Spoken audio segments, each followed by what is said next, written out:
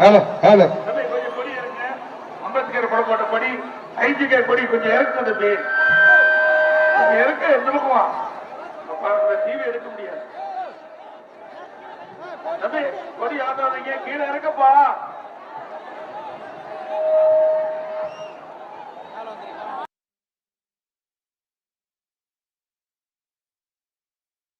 முடியாதுல்ல, கொஞ்சம் கீழே இறக்குங்க தம்பி. இந்த சிங்கம் புலி கொஞ்சம் இறக்கு, ஏன்னா அங்க மறைக்குதுல்ல, கொஞ்சம் கீழே இறக்கு தம்பி. பொன்மனச்சம்மாள் புரட்சி தலைவர் எம்ஜிஆர், இதயம் புரட்சி தலைவி அம்மா, இருவரும் தெய்வங்களை வணங்கி நம்முடைய ஏற்காடு சட்டமன்றத்துக்கு உட்பட்ட வாழப்பாடி பேரூராட்சியில் நம்முடைய வெற்றி வேட்பாளர் அவர்களுக்காக இன்றைக்கு பிரச்சாரம் மேற்கொள்ளப்பட்டிருக்கின்றது. இங்கே இருக்கின்ற ஏற்காடு சட்டமன்ற தொகுதியில் இருக்கின்ற அத்தனை வாக்கா பெருமக்களும் வாழப்பாடியிலே குவிந்து நகரமே அதிர்கிறது.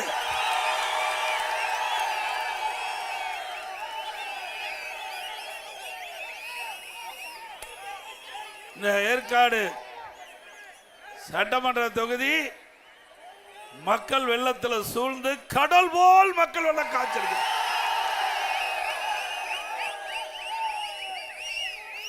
நடைபெறுகின்ற சட்டமன்ற பொது தேர்தலில் நம்முடைய வேட்பாளர் வெற்றி பெறுவதற்கு உங்களுடைய எழுச்சி ஆரவாரமே சாட்சி.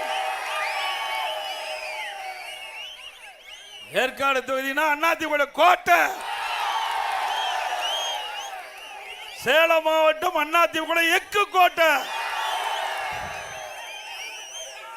இந்த சிறப்பான நிகழ்ச்சியில கலந்து கொண்டு சிறப்பித்துக் கொண்டிருக்கின்ற முன்னாள் அமைச்சர் செம்மலி அவர்களே, ஆற்றல் மிகு மாவட்ட கழக செயலாளர் அருமை சகோதரர் திரு ஆர் இளங்கோவன் அவர்களே, பொறுப்பாளர் ஏடிசி தனபாலன் அவர்களே, முன்னாள் எம்எல்ஏ சகோதரி திருமதி கு சித்ரா அவர்களே, மற்றும் நிகழ்ச்சியிலே பங்கு பெற்றுகின்ற ஒன்றிய கழக செயலாளர், நகர கழக செயலாளர், பேரு கழக செயலாளர்களே, கூட்டணி கட்சி சேர்ந்த நிர்வாகிகளே, பாஜக, பாட்டாளி மக்கள் கட்சி, அம்மா மக்கள் முன்னேற்ற கழகம், தமிழ் மாநில காங்கிரஸ், இந்திய ஜனநாயக கட்சி, மக்கள் ராஜ்ய கட்சி தலைவர் மற்றும் மக்கள் ராஜ்யம், தமிழ் மாநில சமாஜ் கட்சி, தமிழ் மாநில காங்கிரஸ் கட்சியை சேர்ந்த மாவட்ட செயலாளர், நிர்வாகிகளே, பெரியவர்களே, தாய்மார்களே, வாக்கா பெருமக்களே, விவசாயிகளே, விவசாய தொழிலாளர் நண்பர்களே, இன்றைக்கு மலைவாழ் மக்களே, இன்றைக்கு நெசவு தொழில் செய்கின்ற நெசவாளர் பெருமக்களே, வாரிந்து சிறப்பித்துக் கொண்டிருக்கின்ற வாக்காளர் பெருமக்களே, பத்திரிகையாளர், ஊடகங்களே, அனைவருக்கும் என்னுடைய முதற்கண் நன்றி கலந்த வணக்கம். இன்றைக்கு சேலம் மாவட்டத்தில் 11 சட்டமன்ற தொகுதி இருக்குது. 2021 11க்கு 10 தொகுதி வென்ற மாவட்டம் அதிமுக மாவட்டம். ஸ்டாலின் வேணா 2021 தப்பி தவறி முதலமைச்சராக இருக்கார். ஆனா இந்த மாவட்டத்தை பொறுத்த வரைக்கும் அதிமுக தான் ஆண்டது.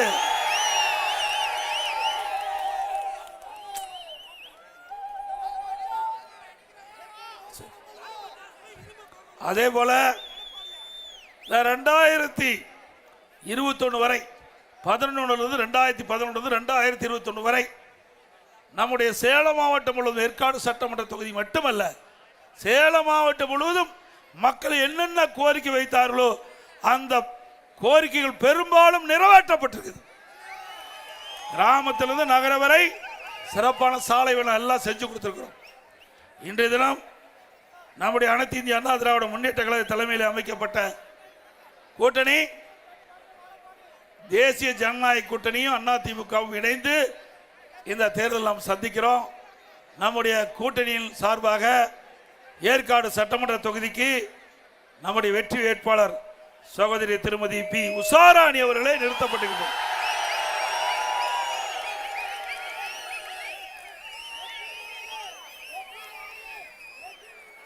நம்முடைய வெற்றி வேட்பாளருக்கு இரட்டை சின்னத்திலே வாக்களித்து வெற்றி பெற செய்யுங்கள்.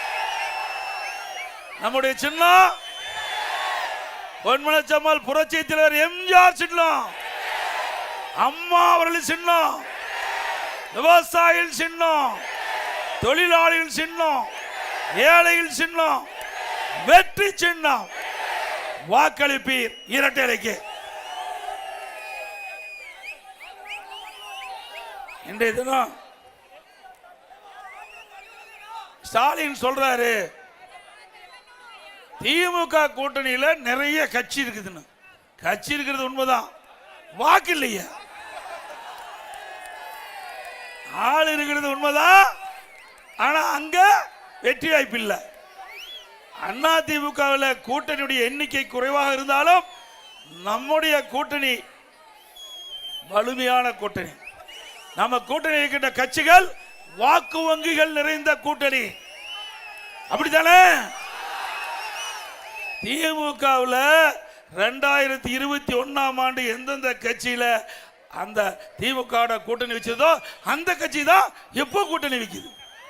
ஆனா அந்த பத்திரிகையாளர் ஊடகம் இந்த முதலமைச்சர் ஸ்டாலினுடைய பரப்புரையை நம்பி கருத்துக்களை வெளியிட்டு இருக்கிறாங்க.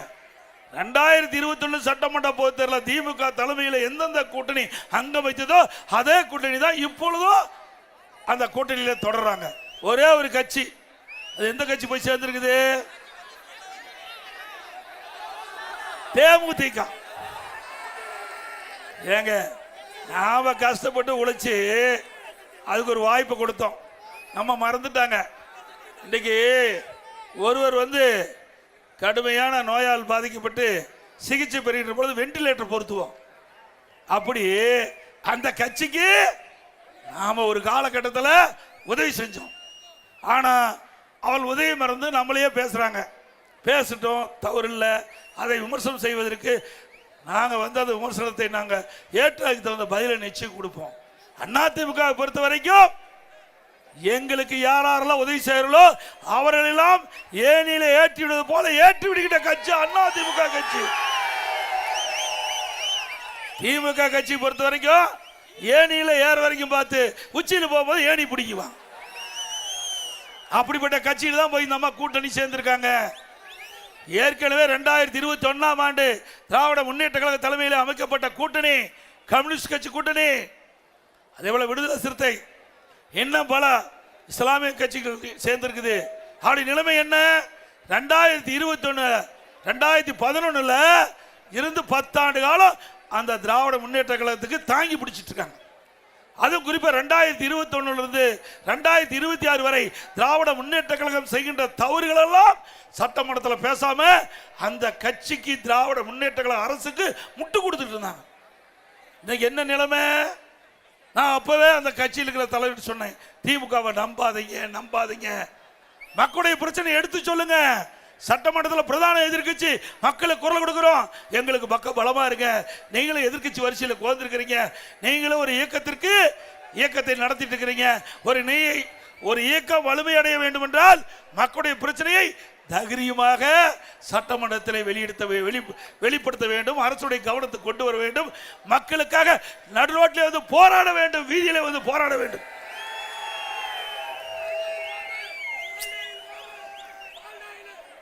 ஆனா திமுக அங்க வைக்கிட்ட கூட்டணியில அப்படியே வாய் மூடி மௌனமா இருந்தாங்க. சட்டமன்றத்தில் அரசாங்கத்துக்கு எதிராக எதுவும் குரல் கொடுக்கல, மக்களுடைய பிரச்சனையை சட்டமன்றத்தில் எடுத்து வைக்கல. அதனால மக்களுடைய செல்வாக்கு இழந்துட்டாங்க.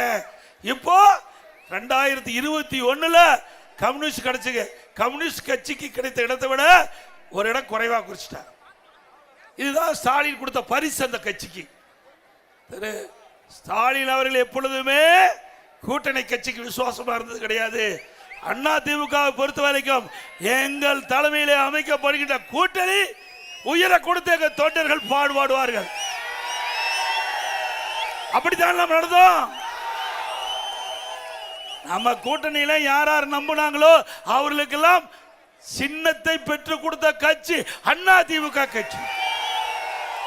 எங்க கூட்டணியில நம்பி எங்களோடு இணைந்து பணியாற்றிய கூட்டணி வேட்பாளர்கள் எல்லாம் எங்களுடைய கட்சி நிர்வாகிகள் தொண்டர்கள் இரவென்று பகலென்று பாராமல் தேனீக்களை போல எருமை போல சுறுசுறுப்பா செயல்பட்டு அதிமுக நிற்கின்ற வேட்பாளரை விட கூட்டணி கட்சி நிற்கின்ற வேட்பாளர்களை பாடுபட்டு வெற்றி பெற செய்யக்கூடிய இயல்பான எண்ணம் உடையவர்கள். பொன்மனச்செம்மல் புரட்சி தலைவர் எம்ஜிஆர் இந்த இயக்கத்தை தோற்றுவிக்கின்ற பொழுது எப்படி உயர்ந்த உள்ளம் கொண்ட தலைவராக இருக்கிறாரோ அப்படி கழக நிர்வாகிகளை தொண்டரையும் எங்களுடைய தலைவர் எங்களை வளர்த்திருக்கின்றார். ஸ்டாலின்லாம் அப்படி அல்ல, திரு கருணாநிதி அவர்கள் அப்படி இல்லை. எப்பொழுது பார்த்தாலும் என்னப்பா பாட்டு வருது?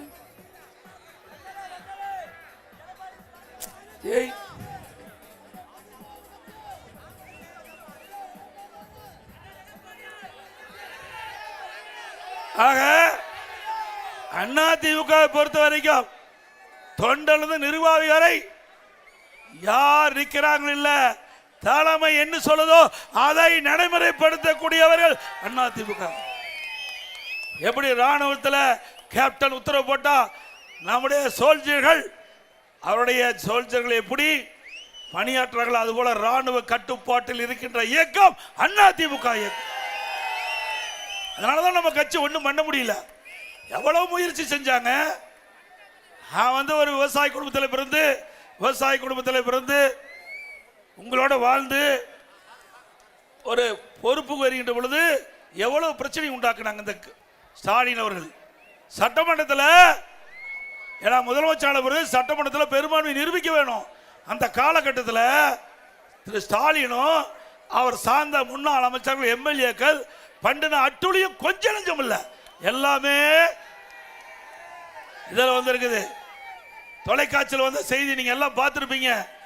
பெரும்பான்மை நிரூபிக்கின்ற பொழுது சட்டப்பேரவை இருக்கையிலிருந்து சட்டப்பேரவை தலைவரை கீழே இழுத்து தள்ளுறாங்க, என்னுடைய டேபிள் ஏறி டான்ஸ் ஆடுறாங்க. இதுக்காக சட்டமன்றத்தை உங்களுக்கு அனுப்புனாங்க. வெக்கமா இல்ல? ஒரு சட்டமன்ற மாமன்றம், புனிதமான இடம், 8 கோடி தமிழக மக்களுடைய சட்டங்களை பிரதிபலிக்கின்ற இடம் சட்டமன்றம். அப்படிப்பட்ட இடத்துல கேவலமாக நடந்து கொண்ட கட்சி எம்எல்ஏக்கள் இன்றைய முதலமைச்சர் ஸ்டாலினும் அவரோடு இருந்த முன்னாள் அமைச்சர்கள் முன்னாள் சட்டமன்றம் எவ்வளவு கீழ்த்தரமாக நடந்தாங்க. பிறகு நாம பெரும்பான்மை நிரூபிச்சிட்டோம். பொறுக்க முடியாத ஸ்டாலின் தம்பி ஸ்டாலின் அவர்கள் சட்டை கிழிச்சுட்டா வீதியில் போயிட்டு இருக்கார். சட்டை கிழிச்சுக்கிட்டு பெரும்பான்மையை நிரூபிக்கின்ற பொழுது உங்களால் தாங்க முடியல. இப்போ அதிமுக கூட்டணி பெரும்பான்மையான இடங்களிலே வெற்றி பெறும்.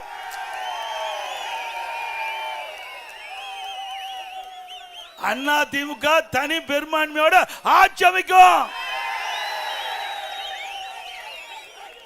தம்பி கொடி இந்த கொண்டாப்பா. ஆட்சி அமைக்கின்ற பொழுது ஸ்டாலினுடைய மனநிலை எப்படி இருக்கும் நீங்களே கற்பனை பண்ணி பார்த்து. ஏற்கனவே சட்டை கிழிச்சிட்டு வீதியில் போனவரு இப்போ எப்படி போவாருன்னு மக்களே முடிவு பண்ணிக்க. இதுக்குள்ள என்னென்னலாம் பேசுறாங்க. ஏப்பா அப்பா ஸ்டாலின் ஒரு பக்கம் பேசுறாரு, மகன் உதயநிதி ஒரு பக்கம் பேசுறாரு, உதயநிதியோடைய அத்தை கனிமொழி ஒரு பக்கம் பேசுறாங்க, ஆளாளுக்கு பேசுறாங்க. ஐயா யார் வேணாலும் எது வேணாலும் பேசிட்டோம். ஆனா மக்கள் முடிவு பண்ணிட்டாங்க, இதோட திராவிட முன்னேற்ற கழகத்துக்கு இறுதி தேர்தல் என்று மக்கள் முடிவு செஞ்சிட்டாங்க. யாரு அந்த குடும்பத்தில் தவிர்த்து வேற எவராவது பேச முடியுமா? அந்த கட்சியில் எத்தனை பேர் இருக்கிறாங்க? துரைமுருகன் இருக்காரு, திரு ஏவாவேல் இருக்காரு, திரு நேரு இருக்காரு. அதெல்லாம் இன்னைக்கு தமிழ்நாடு முழுவதும் தேர்தல் பிரச்சாரத்துக்கு அனுப்பிச்சாங்களா? அதுதாங்க கருணாநிதி குடும்பம். அதோடைய ரத்தமே அப்படித்தான் இருக்க மாட்டேங்குது. அந்த வாரிசுகள்லாம் திரு கருணாநிதி குடும்பத்தில் பிறந்த வாரிசுகள் தான் ஆட்சிக்கு வர முடியும், அந்த கட்சிக்கு அதிகாரத்துக்கு வர முடியும். வேற எவரையும் விட மாட்டாங்க. ஆக வாரிசு அரசியல் நாட்டுக்கு தேவையா? குடும்ப ஆட்சி நாட்டுக்கு தேவையா? இந்த குடும்ப ஆட்சிக்கு வாரிசு அரசியலுக்கு இந்த தேர்தல் முற்றுப்புள்ளி வைப்பீங்களா? என்னங்க நாட்டில் வித அதிசயமா? வேற யாரும் வரக்கூடாதா?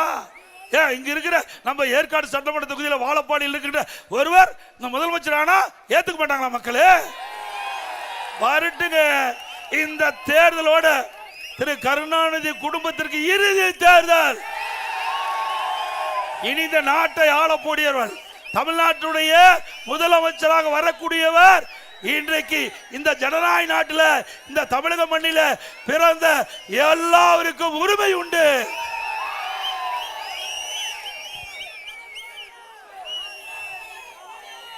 அதோட இன்றைய தினம் இந்த ஆட்சி வந்த பிறகு சட்ட ஒழுங்கு அடியோடு சீர்குலைந்து விட்டது. இன்றைக்கு சட்ட ஒழுங்கு சந்தி சிரிக்கின்ற அளவிற்கு இன்றைக்கு நிலைமை மாறி போச்சு. ஒரு காலத்தில் தமிழ்நாடுன்னா ஸ்காட்லாந்து காவல்துறைக்கு இணையாக போற்றப்பட்ட காவல்துறை இன்றைக்கு திமுகவுக்கு ஏவல் துறையா மாறிட்டு. காவலருக்கே பாதுகாப்பு இல்ல, காவலருக்கு பாதுகாப்பு இல்ல. இன்றைக்கு நாம கிராமத்தில் ஆடு மாடு மேயக்கூடாது என்பதற்காக பயிருக்கு வேலி அமைப்போம். அதுபோல மக்களுக்கு பாதுகாப்பு இருப்பது காவல்துறை. அப்படிப்பட்ட காவல்துறைக்கே பாதுகாப்பு இல்லாத ஒரு அரசாங்கம் தொடர வேண்டுமா? சிந்திச்சு பாருங்க. இன்னைக்கு போதை ஆசாமி தொலைக்காட்சியில் பார்த்தா எகிரி எகிரி காவலர் அடிக்கிறான். அது மட்டும் இல்ல, இன்னைக்கு தமிழகத்தில் போதைப் பொருள் நடமாட்டம் அதிகரித்து விட்டது. போதைப் பொருள் அதிக உண்மைதானே? எது கிடைக்குதோ இல்லையோ கஞ்சா எல்லா இடத்துலையும் கிடைக்குது. கிடைக்குதுல்ல? உண்மைதானே? இன்றைக்கு இந்த கஞ்சா போதை பொருள் பல வடிவத்தில் விற்பனை ஆகுது. திரவ வடிவத்தில் வருதுங்கிறாங்க, சாக்லேட்டில் வருதுங்கிறாங்க, அப்புறம் ஊசி மூலமாக இந்த கஞ்சா மாற்றப்பட்டு வருவதாக சொல்றாங்க. இப்படி கஞ்சா விற்பனை தமிழகத்தில் அமோகமாக நடக்குது. இன்றைக்கு இந்த கஞ்சா விற்பனையை தடுக்க வேண்டும் என்று பல முறை சட்டமன்றத்தில் குரல் கொடுத்தேன். இந்த முதலமைச்சருக்கு செவிசாய்க்கல. இன்றைக்கு இந்த அரசாங்கத்திற்கு எச்சரிக்கை கொடுத்தோம், பத்திரிகை வாயிலாக ஊடக வாயிலாக பேட்டி கொடுத்தோம். அப்பொழுதோ இந்த கஞ்சா விற்பனையை தடுக்க இந்த அரசு முன் வரல. ஏன்னா கஞ்சா விற்கிறவங்களே திமுக கட்சியுடைய துணை ஒன்றுதான் விற்பாங்க. உண்மைதானே? திமுக கட்சியுடைய நிர்வாகிகள் அவர்கள் துணை இருப்பதாக செய்தி. ஆக 2022 ஆண்டு 2022 அல்லது 23 ஆண்டு நான் கருதுகிறேன், இன்றைய முதலமைச்சர் காவல்துறையினுடைய பொறுப்பு வகிக்கிறார். அவர் மானிய கோரிக்கை வருது. அந்த மானிய கோரிக்கையில தம்பி கொஞ்சம் தம்பி வடி ஆட்டாத பாங்க, இது தடப்படுது, நேரல தடப்படுது. இன்றைய தினம் அந்த மானிய கோரிக்கை வரும்போது முதலமைச்சர் மானிய கோரிக்கை புத்தகத்தை வச்சுக்கிறார். அதில் படிச்சு பார்க்கும்போது அதில் ஒரு கருத்து சொல்லியிருக்காரு. 20ஆம் பக்கம் 2வது பேராவில் பள்ளிக்கு அருகில கல்லூரிக்கு அருகில கஞ்சா கண்டுபிடிக்கப்பட்டது 2348 பேர், கைது செய்யப்பட்டது 148 பேர்.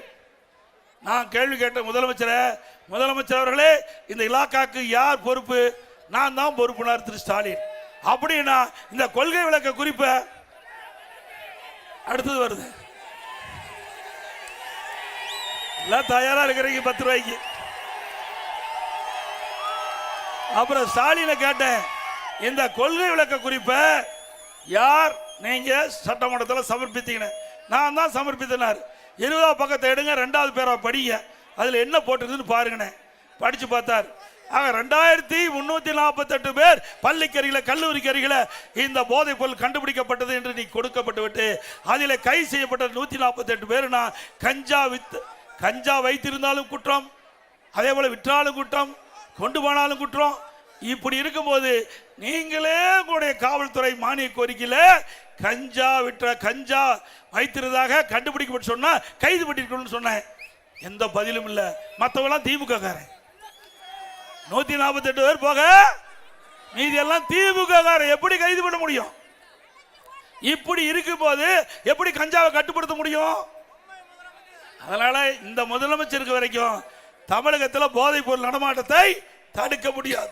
அதிமுக நிச்சயமா உங்க துணை கொண்டு 100% ஆட்சிக்கு வரும். ஆட்சிக்கு உடனே 3 மாதத்தில் தமிழகத்தில் கஞ்சாவை முழுமையாக ஒழிக்கப்படும். சட்டத்தின் ஆட்சி நடக்கும். நான் சேலம் மாவட்டத்தை சேர்ந்தவன், உங்களுடைய மாவட்டத்தை சேர்ந்தவன். 4 ஆண்டு 2 மாத காலம் நான் சிறப்பான ஆட்சி கொடுத்தோம். அந்த காலகட்டத்தில் போதைப் பொருள் நடமாட்டத்தை முற்றிலும் ஒடுக்கப்பட்டது. அதே போல நான் முதலமைச்சர் பொறுப்பேற்கின்ற பொழுது கடுமையான சோதனை, வறட்சி, 2017 கடு வறட்சி, குடிப்பதற்கு கூட மக்களுக்கு தண்ணீர் கிடைக்காத ஒரு சூழ்நிலை, அதை சரி செஞ்சோம். பிறகு புயல் டெல்டா மாவட்டத்தை புரட்டி போட்டது, அதை சரி செஞ்சோம். பிறகு கொரோனா, 1 வருஷம் யாரும் வர முடியல, வர முடிஞ்சுதா? இன்றைக்கு கண்ணுக்கு தெரியாத காற்றில் விஷக்கருவிகள், கொரோனா என்ற விஷக்கருவி பரவி அது யாராவது பாதிக்கப்பட்டா உடனடியா உயிருக்கு ஆபத்து ஏற்படுகின்ற சூழ்நிலை. அந்த காலகட்டத்தில் கூட அதிமுக அரசு சிறப்பாக செயல்பட்டு, திறமையா செயல்பட்டு, விலை மதிக்க முடியாத உயிரை காப்பாற்றிய அரசாங்கம் அதிமுக அரசாங்கம். அந்த காலகட்டத்தில் தொழிலாளிகள், ஏழைகள் பாதிக்க கூடாது என்பதற்காக 1 வருடம் ரேஷன் கடையில் விலையெல்லாம் அரிசி கொடுத்தோம், விலையெல்லாம் எண்ணெய் கொடுத்தோம், விலையெல்லாம் பருப்பு கொடுத்தோம், குடும்ப அட்டைக்கு 1000 ரூபாய் பணம் கொடுத்தோம். கொடுத்தோம்ல? அதே காலகட்டம் தை பொங்கல் வந்தது. இன்றைக்கு ஏழைகள் பாதிக்க கூடாது, தமிழ்நாட்டுடைய முக்கிய பண்டிகை கிராமத்திலிருந்து நகர வரை இன்றைக்கு எல்லோரும் தை பொங்கலை சிறப்பாக கொண்டாடுவோம். தை பிறந்தால் வழி பிறக்கும் என்று சொல்லுவாங்க பெரியவங்க. அதன்படி நம்முடைய தமிழ்நாட்டு மக்கள் தைப்பொங்கல் சிறப்பாக கொண்டாடும் என்பதற்காக எல்லா குடும்பத்துக்கு 2500 ரூபாய் பணம் கொடுத்தோம். எந்த காலகட்டம் 1 ரூபா அரசாங்கத்துக்கு வருமானம் இல்ல, 1 ரூபா வருமானம் இல்ல. தொழிற்சாலை மூடிட்டாங்க, கடை மூடப்பட்டது, பெட்ரோல் பங்க் எல்லாம் திறக்கல, அதுல வர்ற வருவாய் இல்ல, ரோட் டாக்ஸ் இல்ல, பத்திரப்பதிவு இல்ல, டாஸ்மாக் இல்ல, கலால் வரி இல்ல. இப்படி 1 ரூபா வரி வருமானம் இல்லாத போதே சிறப்பான ஆட்சி கொடுத்த ஒரே அரசாங்கம் அதிமுக அரசாங்கம். திமுக ஆட்சி வந்த பிறகு என்ன வறட்சி வந்ததா, புயல் வெள்ளம் வந்ததா, கொரோனா வந்ததா? ஒண்ணும் வரல. எதுவுமே வராம கடன் 5 லட்சம் ரூபாய் வாங்கிட்டாங்க. எதுவுமே வராது 5 லட்சம் கடன் வாங்குவதற்கு என்ன காரணம்? நாங்க வருமானம் இல்லாத போது என்ன இந்த நாட்டு மக்களுக்கு தேவையோ அத்தனை செஞ்சோம். அரசு ஊழியர்கள் 1 ரூபா சம்பளம் பிடிக்கல. பக்கத்து மாநிலம், நம்மை சுற்றி இருக்கின்ற மாநிலம், ஆந்திரா, கர்நாடகா, கேரளா, எல்லா மாநிலத்திலும் 30% அரசு ஊழியர்களுக்கு பிடித்த செஞ்சாங்க. அதிமுக அரசு பிடித்த செய்யல. அரசு ஊழியர்கள் அரசாங்கம் போடுகின்ற சட்டத்தை நிறைவேற்றக்கூடிய பொறுப்பிலே இருக்கின்றவர்கள் அரசு ஊழியர்கள். அப்படிப்பட்டவர்கள் திறமையா செயல்பட வேண்டும் என்ற எண்ணத்தின் அடிப்படையிலே 1 ரூபா பிடிக்காம சம்பளம் முழுவதும் கொடுத்த ஒரே அரசாங்கம் அதிமுக அரசாங்கம். இன்றைக்கு தினம் இப்படி இருக்கும்போது 5 லட்சம் கோடி கடன் வாங்கிட்டீங்க. 5 லட்சம் கோடி. இது யாரையா கட்டுறது? யாரு கட்டுறது? நீங்க தான் கட்டணும். நான் உட்பட நீ அத்தனை பேரும் நாம தான் கட்டணும். இவர் பாட்டு கடன் வாங்கிட்டு போயிட்டாரு, கடன் வாங்கி வச்சுட்டு போயிட்டாரு. ஏன்னா இந்த தேர்தலோட திமுக வரப்போறது இல்ல, முடிவு பண்ணிட்டாங்க. கிராமத்தில் ஒரு பழமொழி சொல்லுவாங்க, எரியிற வீட்டில் பிடுங்கிறது மிச்சம். அது மாதிரி ஸ்டாலினுடைய அரசாங்கம், திரு ஸ்டாலின், உதயநிதி ஸ்டாலின் இனி ஆட்சிக்கு வர போறது இல்ல. அதனால எந்தெந்த வகையில கொள்ளையடிக்கணுமோ அந்தந்த வகையில கொள்ளையடிக்க 5 லட்சம் கோடி கடனை வாங்கி அனைவரையும் கடன்காரன் ஆக்கிட்டார். திமுக ஓட்டு போட்டு திமுக ஆட்சிக்கு வந்த பிறகு ஒரே சாதனை நம்ம எல்லாம் கடன்காரன் ஆக்கணும். வேற என்ன செஞ்சாங்க? சரி, சேலம் மாவட்டத்தில் ஒரு திட்டமா கொண்டாந்தாங்களா? நான் முதலமைச்சர் இருந்த காலகட்டத்தில், நெடுஞ்சாலைத்துறை அமைச்சர் இருந்த காலத்தில் எத்தனை பாலம் நிறைய கட்டி கொடுத்தோம். முத்தம்பட்டி ரயில்வே மேம்பாலம் சாங்ஷன் பண்ணி இப்போ ஆகிட்டு இருக்குது. கிராமத்திலிருந்து நகர வரை சிறப்பான சாலை கொடுத்தோமா இல்லையா? இன்னைக்கு கிராமத்துடைய பொருளாதார மேம்பாடு அடைய வேண்டும். குடிமராமத்து திட்டத்தை கொண்டாந்து, குடிமராமத்து திட்டம் நான் இந்த பக்கம் தான் வந்து எனக்கு ஒரு பசுமாடு கூட நம்முடைய விவசாயி கொடுத்தாங்க. விவசாயி குடிமராம திட்டத்தில் வரும்போது எனக்கு ஒரு பசுமாடு கொடுத்தாங்க. விவசாயி என்ற முறையில் எனக்கு இந்த பசுமாடு வழங்கினாங்க. இன்றைக்கு இந்த பசுமாடை வளர்த்திட்டு இருக்கிறேன். ஆக குடிமராம திட்டம் என்பது ஒரு முக்கியமான திட்டம். நம்மை பொறுத்த வரைக்கும் வேளாண் பணி தான் முக்கியம். இந்த ஏற்காடு சட்டமன்ற தொகுதி விவசாயத்தை நம்பித்தான் இருக்கிறாங்க. விவசாயிகள், விவசாய தொழிலாளர்கள். ஆக இந்த மக்களுக்கு தேவையான திட்டங்களை கொண்டு வர வேண்டும் அடிப்படையில் குடிமராம திட்டத்தை கொண்டாந்து ஏரி குளம் குட்டை எல்லாம் அதுல வண்டமன அள்ளி விவசாயிகள் விலை இல்லாம அவருடைய நிலத்துக்கு இயற்கை உரமாக பயன்படுத்தினாங்க. இப்படிப்பட்ட அற்புதமான திட்டத்தை இந்த ஆள் நிறுத்திட்டார். விவசாயத்தை பத்தி தெரிஞ்சாதானே அந்த திட்டம் இவரு கண்ணை உறுதிச்சு நிறுத்திட்டாங்க. மீண்டும் அதிமுக ஆட்சி மலரும். மீண்டும் அதிமுக ஆட்சியில குடிமரம் திட்டம் வரும். நம்முடைய விவசாயிகள் தொடக்க வேளாண் கூட்டுறவு வங்கியில் வாங்கிய கடன் தள்ளுபடி செஞ்சோம். 2 முறை தள்ளுபடி செஞ்சோம். 2016 அம்மா ஒரு முறை தள்ளுபடி செஞ்சாங்க. விவசாய கோரிக்கை ஏற்று கொரோனா காலத்தில் விவசாயிகள் உற்பத்தி செய்யப்பட்ட அந்த விளைபொருள் சரியான விலை கிடைக்காமல விவசாயி பாதிக்கப்பட்டாங்க என்ற காரணம் என்னிடத்திலே கவனத்துக்கு கொண்டு வந்தாங்க. எங்களுடைய நம்முடைய எம்எல்ஏக்கள் கொண்டு வந்தாங்க. பொதுமக்கள் விவசாய சங்கத்தை சேர்ந்த பிரதிநிதிகள் இடத்துல கோரிக்கை வச்சாங்க. அதிமுக அரசு 2021ஆம் ஆண்டு 12,100 கோடி விவசாயிகளுடைய கடனை தள்ளுபடி செஞ்சோம். செஞ்சோம்ல? ஒரு ஐந்தாண்டுல 2 முறை விவசாயியுடைய பயிர்க்கடன் தள்ளுபடி செய்த ஒரே அரசாங்கம் அதிமுக அரசு. விவசாயிகளுக்கு மும்முனை மின்சாரம் கொடுத்தோம். விவசாயிகளுக்கு 24 மணி நேரம் எந்த நேரத்துக்கு போனாலும் விவசாயிகள் பம்பு செட் இயக்கலாம். இப்ப ராத்திரி 12 மணிக்கு விட்டா யார் போய் தண்ணி பாய்ச்சறது?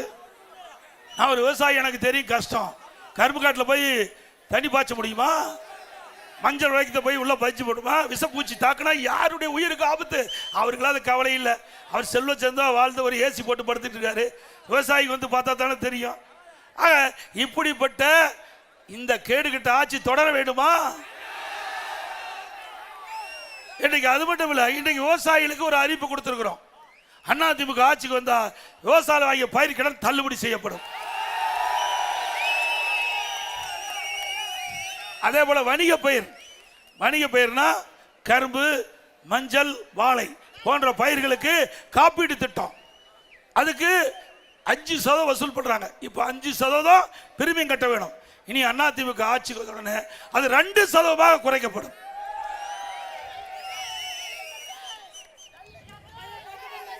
அதே போல நம்முடைய பகுதி வறட்சியான பகுதி. மழையை நம்பித்தான் நம்முடைய விவசாயிகள் அந்த விவசாய பணி மேற்கொள்ள வேண்டும். ஆக நிலத்தடி உயர்த்த வேண்டும். விவசாயிகளுக்கு தேவையான நீர் கிடைக்க வேண்டும். ஏரி குளம்லாம் நிரப்ப வேண்டும். அதற்காக மேட்டூர் அணையிலிருந்து மேட்டூர் அணை நிரம்பி உபரியாக வெளியேறுகின்ற பொழுது நீரேற்றின் மூலமாக இந்த பகுதியில் இருக்கின்ற மக்களுக்கு அங்கங்க இருக்கின்ற ஏரி குளம் குட்டை நிரப்பப்படும்.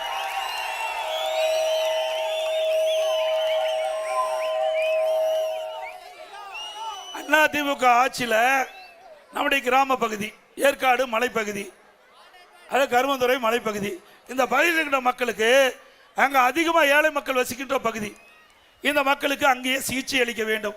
அவர்களுக்கு சிகிச்சை கொடுக்க வேண்டும்னா ஒரு 15-20 கிலோமீட்டர் வந்தால் தான் டாக்டர் பார்த்து அவர் நோயை குணப்படுத்த முடியும். அப்படிப்பட்ட ஏழை மக்கள் அதிகமாக வசிக்கின்ற பகுதியை தேர்ந்தெடுத்து அங்கே ஒரு அம்மா மினி கிளினிக் திறந்தேன். இது இந்த ஆளுக்கு என்ன வலிக்குன்னே தெரியல ஸ்டாலினுக்கு. இதில் என்னங்க அரசியல் வேண்டி இருக்குது? 2000 அம்மா மினி கிளினிக் அனுபவ நீதியாக. நான் கிராமத்தில் பிறந்த காரணத்தால் நாங்களாம் டாக்டர் போனால் எடப்பாடிக்கு 15 கிலோமீட்டர் போகணும். அதனால நம்ம ஊர்லேயே ஒரு அம்மா மினி கிளினிக் திறந்தா, கிராமத்திலே திறந்தா, ஏழை மக்கள் அதிகமாக இருக்கின்ற பகுதி திறந்தா அவர்கள் அங்கேயே போய் அம்மா மினி கிளினிக் போய் சிகிச்சை பெறலாம். அதில் ஒவ்வொரு அம்மா மினி கிளினிக்கில் ஒரு எம்பிபிஎஸ் டாக்டர், ஒரு செவிலியர், ஒரு நர்ஸ், ஒரு மருத்துவ உதவியாளர், இப்படி அந்த திட்டத்தை கொண்டாந்து மக்களிடத்தில் மிகப்பெரிய வரவேற்பு. எல்லா இடத்துலையும் ஏழை மக்கள் அங்கே போய் அற்புதமாக சிகிச்சை பெற்றாங்க. மக்களிடத்தில் வரவேற்பு சொன்ன ஸ்டாலின் பார்த்தார், மக்களிடத்தில் அதிமுக செல்வாக்கு அதிகமாக இருக்குது அப்படின்னு அந்த ஏழை மக்களுக்கு சிகிச்சை அளிக்கக்கூடிய திட்டத்தை கூட ரத்து செய்த முதலமைச்சர் இன்றைய முதலமைச்சர் ஸ்டாலின். இப்படிப்பட்ட ஒரு ஆட்சிக்கு வரணுங்களா? ஏழைகளை வஞ்சிக்கிட்ட அரசு தேவையா? இதில் என்ன அரசியல் வேண்டியது இருக்குது? ஒவ்வொரு கட்சியும் மக்களுக்கு சேவை செய்ய, மக்களுக்கு உதவி செய்ய, மக்களுக்கு நன்மை செய்யதான் ஒரு அரசாங்கம் அமைக்கப்படும். ஆனா இந்த அரசாங்கத்தை பொறுத்த வரைக்கும் ஏழைகளுக்கு உதவி செய்கின்ற, அதை கூட தடுத்து நிறுத்துகின்ற மக்களோட அரசாங்கம் திமுக அரசாங்கம். எவ்வளவு கொடுமை! இவரெல்லாம் கிராமத்தில் பிறந்திருந்தா தெரியும், ஏழைகளோட வாழ்ந்தா தெரியும், ஏழைகள் படிக்கிற கஷ்டத்தை பத்தி என்ன தெரியும். நான் கிராமத்திலிருந்து வாழ்ந்தவன், கிராமத்தில் வாழ்ந்தவன். இன்றைக்கு ஏழைகள் படிக்கின்ற துன்பம், துயரம், வேதனை அத்தனையும் நேரடியாக பார்த்தேன், அவங்களோடு வாழ்ந்தவன். அதனால ஏழைகள் எங்கெல்லாம் பாதிக்கிறார்களோ அவர்களுக்கு உதவி செய்கின்ற அரசாக அதிமுக அரசு இருந்தது. மீண்டும் ஸ்டாலின் அவர்களே, மீண்டும் அதிமுக ஆட்சி, எங்களுடைய கூட்டணி வலிமையா இருக்குது. எங்களுடைய கழக நிர்வாகிகள், தொண்டர்கள் கூட்டணி சிறப்பா செயல்பட்டு மக்களுடைய ஆதரவை பெற்று ஆட்சி அமைக்கும். ஆட்சி அமைச்ச உடனே ரத்து செய்யப்பட்ட அம்மா மினி கிளினிக் மீண்டும் திறக்கப்படும். அதே போல ரேஷன் கடையில் இப்ப அரிசி போட்டுட்டு இருக்கிறோம். அந்த அரிசி பல பேர் சமைக்க முடியாத இருக்கின்ற நிலை என்று என்னிடத்தில் தெரிவிச்சாங்க. நானும் வாங்கி பார்த்தேன், அது ஏற்றுக்கொள்ள வேண்டியதுதான். இனி அதிமுக ஆட்சி வளர்ந்தவுடனே நம்முடைய மளிகை கடையில் எப்படி தரமான அரிசி இருக்குதோ அதே அரிசி ரேஷன் கடையில் வழங்கப்படும். அதுக்கெல்லாம் டெக்னிக் இருக்குது. நவீன அரிசி ஆலையுடைய அதிபர்களாக அழைச்சி இந்த அரிசி தரமா நம்முடைய மக்களுக்கு கொடுக்கணும்னு கேட்டேன். தாராளமாக செய்யலாங்க, அதுக்கு பல வழி இருக்குதுன்னு எங்கிட்ட சொல்லியிருக்கிறாங்க. அதுக்கு சுமார் 2-3000 கோடி செலவானாங்க. எத்தனை ஆயிரம் கோடி செலவானாலும் பரவாயில்ல, ஏழைகளுக்கு சிறப்பான அரிசி கொடுக்க வேண்டும். அந்த அடிப்படையில் அதிமுக ஆட்சிக்கு வந்தவுடனே ரேஷன் கடையில் தரமான அரிசி விலை இல்லாம கொடுக்கப்படும். அதோட ரேஷன் கடையில் விலையில்லா பருப்பு கொடுக்கப்படும், விலையில்லா சமையல் எண்ணெய் கொடுக்கப்படும். இன்றைக்கு திராவிட முன்னேற்ற கழகம் ஆட்சிக்கு வந்த பிறகு மின் கட்டணம் 52% உயர்த்தி ஆண்டுக்கு 5% உயர்த்துன்னு சொல்லி 3 வருஷத்துல மின் கட்டணம் 67% உயர்த்திட்டாங்க. அதே போல உள்ளாட்சியில், நகராட்சி, பேரூராட்சி, மாநகராட்சியில் கடைக்கு 100%, சரி வீட்டுக்கு 100% வரி உயர்த்திட்டாங்க. ஆண்டுக்கு 6% உயர்த்தப்படும் என்று சொல்லி 2 வருஷத்துல 12% உயர்த்திட்டாங்க. அதிமுக ஆட்சியில் இருந்ததை விட திராவிட முன்னேற்ற கழகம் ஆட்சிக்கு வந்த பிறகு உள்ளாட்சி அமைப்பின் மூலமாக இந்த அரசு கூடுதலா 112% வீட்டு வரி வசூல் பண்றாங்க. கடைக்கு 150% வரி உயர்வு, ஆண்டுக்கு 6% உயர்வு, குடிநீருக்கு வரி உயர்வு, குப்பைக்கு வரி போட்டாங்க. கேவலம் குப்பை கூட விட்டு வைக்கல. அதுக்கு வரி போட்ட ஒரே அரசாங்கம் திமுக அரசாங்கம் தான். இன்னும் கொடுமை என்ன, சென்னை மாநகரத்தில் இந்த டாய்லெட் பராமரிக்கிறாங்க, கழிப்பறை பராமரிக்கிறாங்க, அதுல ஊழல் செய்த ஒரே அரசாங்கம். அதை கூட விட்டு வைக்கலையா. கழிப்பறையில் வர காசு எவ்வளவு மோசமான, அதை கூட விட்டு வைக்காத அரசாங்கம் திமுக அரசாங்கம். ஒரு கொடிய அரசாங்கம் என்பதை இந்த நேரத்தில் தெரிவித்து, இன்னும் சொன்னா இன்னைக்கு பத்திரிகையில் பார்த்தேன், என் மீது வழக்கு போடுறேன், போடு, யார் வேண்டாங்கிறா, நான் வழக்க பார்த்து தானே வந்திருக்கிறேன். ஏன்னா அண்மையில் ஆசா ஒரு ஆடியோ வெளியிட்டார். மத்திய அமைச்சர், முன்னாள் மத்திய அமைச்சர், இன்றைக்கு நாடாளுமன்ற உறுப்பினர், திமுக கட்சியுடைய துணை பொதுச் செயலர், அவர் ஒரு ஆடியோ வெளியிட்டார். அந்த ஆடியோவில் இருக்கிற ஒரு கருத்து எல்லா பகுதிக்கும் போகுது. எனக்கு மட்டும் இல்ல, தமிழ்நாடு மட்டும் இல்ல, இந்திய அளவு அது ஒரு பரவலா பேசப்படுகின்ற பொருளாகி போச்சு. அந்த செய்தியை நான் சொன்னேன், அதுக்கு துணிச்சலா பதில் சொல்ல முடியல. அது மட்டும் இல்ல, இது யார் செய்தி வெளியிட்டாங்களோ அவர் மீது நடவடிக்கை எடு. நடவடிக்கை எடுத்தா அடுத்த ஆடியோ விட்டுருவார். ராசா இப்போ அவர் மீது நடவடிக்கை எடுத்தா அடுத்த ஆடியோ ரெடியா வச்சிருப்பாரு, விட்டுருவாரு. அதுக்கு பயந்து அவர் மீது நடவடிக்கை எடுக்க முடியல. என் மீது கோபப்பட்டு என்ன பிரயோஜனம்? திரு ஸ்டாலின் அவர்களே, அவர் அந்த ஆடியோவில் செய்த ஆடியோவில் வெளியான செய்தி உண்மையா இருக்கலாம்ல. இதே திராவிட முன்னேற்ற கழக தேர்தல் அறிக்கை 2021 ஆண்டு தேர்தல் அறிக்கை வெளியிட்டீங்க. அப்ப என்ன சொன்னாரு ஸ்டாலின் அறிக்கையில? மாண்புமிகு புரட்சி தலைவி அம்மா மரணத்தில் மர்மம் இருக்கிறது, யாராக இருந்தாலும் விடமாட்டேன் அப்படின்னு சொன்ன திரு ஸ்டாலின் அவர்களே, இதே கருத்தை நான் சொல்லுகின்றேன். திரு கருணாநிதி அவர்கள் எதிரியாக எங்களுக்கு இருக்கலாம், ஆனால் இந்த நாட்டுடைய முதலமைச்சர் இருந்தார். அதனால அவருக்கு யார் அவர் சொன்ன கருத்து மீண்டும் சொல்ல வேணுமா, சொல்லாம வேண்டாமா? ஏன்னா சொன்னா குடும்ப அவர் கோச்சுக்குவார். ஆடியோவில் வந்த செய்தி, திரு ராசா அவர்கள் வெளியிட்ட செய்தி, நாம வெளியிடல, திரு ராஜா அவர்கள் வெளியிட்ட செய்தி. திரு கருணாநிதியின் உடல்நிலை சரியா இருக்கின்ற பொழுது வீட்டு சிறையில் வைக்கப்பட்டார் அப்படின்னு ஒரு செய்தி வெளியிட்டிருக்கார். இதை அதிமுக ஆட்சிக்கு வந்தவுடன் இதை விசாரிக்கப்படும். சட்ட நீதியாக யாராக இருந்தாலும் அவர் மீது நடவடிக்கை எடுக்கப்படும். எங்க அம்மாவை சொன்னீங்கள, மர்மமான முறையில் அம்மா இருந்ததுக்கு விசாரிக்கப்பட்டு சொன்னீங்களா, அதே போல அவர் முன்னாள் முதலமைச்சர் இருந்து விசாரிக்கப்பட்டு சொன்னேன். அதே போல முன்னாள் முதலமைச்சர் திரு கருணாநிதி அவர்கள் அவர் வீட்டு காவலில் சிறை வைக்கப்பட்டதாக வந்த செய்தி உண்மையா இருந்தால் சட்ட நீதியாக அவர் மீது நடவடிக்கை எடுக்க போறோம். யாரா இருந்தாலும் கவலை இல்லை. அதே போல அதிமுக ஆட்சி பண்ண உடனே நிறைய திட்டங்கள் நிறைவேற்றுவோம். அதில் பார்த்தீங்கன்னா விலைவாசி உயர்ந்து போச்சு, அரிசி விலை வந்து போச்சு, பருப்பு விலை, எண்ணெய் விலை, அதை பற்றி கவலைப்படல முதலமைச்சருக்கு. அதிமுக ஆட்சி இருக்கிற போது விலை கட்டுப்படுத்துவதற்கு நடவடிக்கை எடுத்துக்கிட்டு இருந்தோம். இந்த ஆட்சியில் ஏழை மக்கள் பாதிக்கிறாங்க, இன்றைக்கு பல்வேறு வரி விதிப்பால் மக்கள் பாதிக்கிறாங்க. அந்த மக்கள் பாதிப்பிலிருந்து மீட்டெடுப்பதற்காக எல்லா குடும்பத்தையும் 10,000 ரூபாய் உதவித்தொகை வழங்கப்படும், வங்கியிலே வைக்கப்படும். எல்லா குடும்பத்தையும் 10,000 ரூபாய் வங்கி கணக்கிலே செலுத்தப்படும். குடும்ப தலைவிக்கு வழங்கப்படுகின்ற 1000 ரூபாய் 2000 ரூபாயாக இனிமேல் வழங்கப்படும். அதே போல எல்லா குடும்பத்திற்கும் ஃப்ரிட்ஜ் விலை இல்லாமல் வழங்கப்படும். நம்முடைய பணிக்கு செல்கின்ற பெண்கள் 5 லட்சம் பேருக்கு அம்மா இருசக்கர வாகனம் 25,000 மானியத்தில் வழங்கப்படும். ஆண்டுக்கு 3 கேஸ் சிலிண்டர் மானியமாக வழங்கப்படும். ஒவ்வொரு ஆண்டும் பொங்கல் பரிசு கொடுக்கிறோம், பொங்கல் தொகுப்பு கொடுக்கிறோம், தைப்பொங்கல் என்று. இனி அதோட 1000 ரூபாய் அவர்களுக்கு வழங்கப்படும். இன்றைக்கு பெண்களை தான் நகர பேருந்தில் கட்டணம்லாம் பயணம் செய்யறாங்க. இனி ஆண்களும் நகர பேருந்தில் கட்டணமாக பயணம் செய்யலாம். அதே போல ஆட்டோ ஓட்டுநர்கள் அந்த சங்கத்தில் பதிவு செஞ்சு புதிய ஆட்டோ வாங்கினா அவர்களுக்கு 75,000 மானியம் கொடுக்கப்படும். அதோட இந்த ஜல்லிக்கட்டு போட்டி, இன்றைக்கு ஜல்லிக்கட்டு போட்டி நடத்துவதற்கு அரசாங்கத்தில் அனுமதி வாங்கி நடத்துகின்றவர்களுக்கு 5 லட்சம் ரூபாய் உதவித்தொகை வழங்கப்படும். இந்த ஜல்லிக்கட்டு போட்டியிலே கலந்து கொண்டு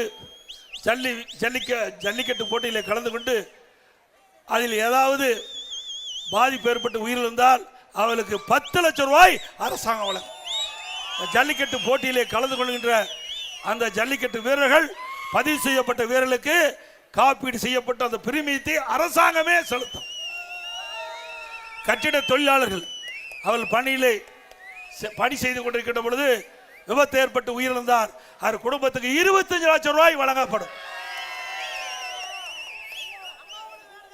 அதே போல அம்மா இல்லம் திட்டம், அனைத்து ஏழைகள், யார் இந்த ஜாதி அந்த ஜாதி அந்த மதம் இந்த மதம் அதெல்லாம் இல்லை, அனைத்து ஏழைகளுக்கும் வீடு இல்லாம நிலம் இல்லாம வீடு இல்லாம இருக்கிறவர்களுக்கு அதிமுக அரசாங்கமே நிலத்தை வாங்கி அற்புதமான காங்கிரீட் வீடு கட்டி கொடுக்கப்படும்.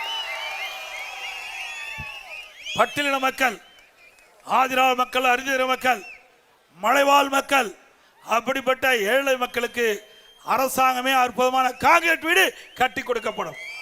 அதோட இந்த ஆதிராவிட மக்கள், அறிஞர் மக்கள், நம்முடைய மலைவாழ் மக்கள், அந்த குடும்பத்திலே ஆண் வாரிசுகள் திருமணமாகி தனி குடித்தனம் போய்கிட்ட பொழுது அவர்களுக்கு சொந்தமாக இடம் வாங்கி அற்புதமான காங்கிரீட் வீடு அவர்களுக்கு கட்டி கொடுக்கப்படும். அதிமுக ஆட்சியில் இவ்வளவு திட்டத்தை நாங்கள் செய்ய போறோம். ஆட்சி அமைஞ்ச உடனே திமுக ஆட்சியில் கொடுக்கப்பட்ட வாக்குறுதி 4 1 கூட நிறைவேற்றலாங்களா? திமுக ஆட்சியில் மாதந்தோறும் கேஸ் சிலிண்டருக்கு மானியம் 100 ரூபாய் கொடுத்தாங்களா? பெட்ரோல் டீசல் விலை குறைச்சாங்களா? 100 நாள் வேலை திட்டத்தை 150 நாள் உயர்த்தினாங்களா? அதிமுக ஆட்சிக்கு வந்தா இப்ப மத்திய அரசுக்கு வாதாடி போதாடி ஆளுங்கட்சியில எதிர்கட்சியிலேயே 100 நாளை 125 நாளா உயர்த்தி இருக்கிறாங்க மத்திய அரசாங்கம். மீண்டும் அதிமுக ஆட்சி வந்தா 125 நாளா 150 நாளா உயர்த்தப்படும்.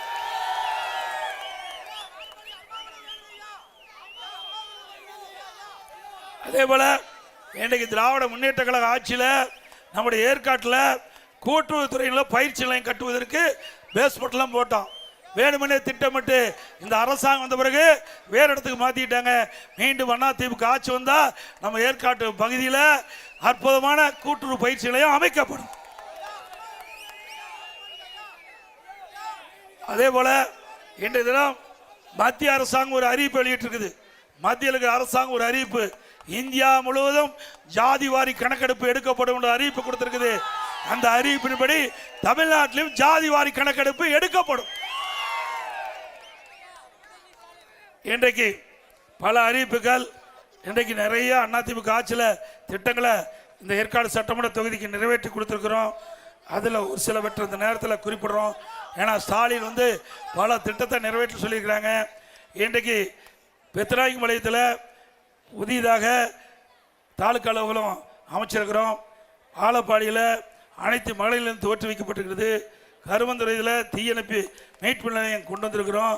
வாழப்பாடியில் 12 கோடியில், பேலூர் 4 கோடியில் பேருந்து நிலையங்கள் மேம்படுத்தப்பட்டிருக்குது. ஏற்காடு அனைத்து மலைப்பகுதியிலும் சுற்றுலா பயணிகள் வசதிக்காக, உள்ளூர் மக்களின் வசதிக்காக அதிக அளவு நகர பேருந்துகள் இயக்கப்பட்டன. ஆனால் இந்த விடியா திமுக அரசு அந்த பஸ்ஸுடைய எண்ணிக்கை குறைச்சிட்டது. அதேபோல் அனைத்து மலைப்பகுதியில் உள்ள ஊர்களுக்கு சாலை வசதி, மின் வசதி, குடிநீர் வசதிகள் செய்து தரப்படும். ஏற்காடு தொகுதியில் 63 கோடியில் அயோத்திப்பட்டினம், வாழப்பாடி, பேலூர் ஆகிய 3 பேரூராட்சிகள், பெத்தநாயக்கம்பாளையம், அயோத்திப்பட்டினம், வாழப்பாடி ஊராட்சியில் 402 குடியிருப்புகளுக்கு நிலையான குடிவசதி செஞ்சு கொடுத்தோம். கருமந்துறையில் மலையாள மக்களுக்கு ITI கல்வி அமைச்சோம். கருமந்துறையில் 10 ஏகாலயா பள்ளி திட்டம் ஆட்சி மாற்றத்துக்கு பிறகு கிடப்பில் போட்டாங்க, அதை தொடரும். பெத்தநாயக்கம்பாளையில் ஆத்தூர், வாழப்பாடி அரசு மருத்துவமனை 7 கோடி மதிப்பீட்டில் பல புதிய சிகிச்சை பிரிவுகள் ஏற்படுத்தப்பட்டன. கருமந்துறையில் 60 ஏக்கர் பரப்பில் 1 கோடி நிதியில் கால்நடை விந்து உற்பத்தி நிலையம் அமைக்கப்பட்டது. நிலம் ஒதுக்கீடு நிலையில் கிடப்பில் போட்டாங்க. அதிமுக ஆட்சி வந்தது, அது தொடர்ந்து செயல்படுத்தப்படும். 30 படுக்கை கொண்ட மேம்படுத்தப்பட்ட ஆரம்ப சுகாலயம் 4 கோடி மதிப்பீட்டில் வாழவந்தி, தும்பல் மற்றும் பேலூர் புதிய கட்டடங்கள் கட்டப்பட்டன. பெத்தநாயக்கம்பாளையம் கல்லேரிப்பட்டி ஏரியின் வழங்கு வாய்க்கால் புனரமைக்கும் பணிக்கு 12 கோடி மதிப்பீட்டில் தொடங்கப்பட்ட பணி விடியா திமுக அரசு ரத்து செய்தது. அதை எதிர்த்து களத்தீசார் நீதிமன்றத்தில் வழக்கு தொடரப்பட்டது. அதிமுக ஆட்சி வந்தோடனே அந்த திட்டம் தொடரும். பெத்தநாயக்கம்பாளையம் ஒன்றியத்துக்கு உட்பட்ட உமையால்புரம் மற்றும் புத்திரக்கோட்டம்பாளையம் கிராமத்தில் 4 கோடி மதிப்பீட்டில் புதிய தொழிற்பேட்டை அமைக்கும் பொருட்டு உள்கட்டமைப்பு வசதிகள் உருவாக்கும் பணி தற்போது விடியா திமுக ஆட்சியில் கிடப்பில் உள்ளது. அதையும் அதிமுக ஆட்சி தொடரும். புத்திரக்கோட்டம் கிராமத்தில் உள்ள புத்திரக்கோட்டம்பாளையம் ஏரியின் வழக்கு வாய்க்கால் 989 2002 வரை புனரமைக்கும் பணி 9 கோடி மதில் பணி தற்போது விடியா திமுக ஆட்சியில் கிடப்பில் போட்டாங்க. நாம கொண்டு வந்தவங்களாம் கிடப்பில் போட்டாங்க. அதிமுக ஆட்சி வந்தோன்னா அதையெல்லாம் நிறைவேற்றி தரப்படும் என்ற செய்தி இந்த நேரத்தில் தெரிவித்து, அதே போல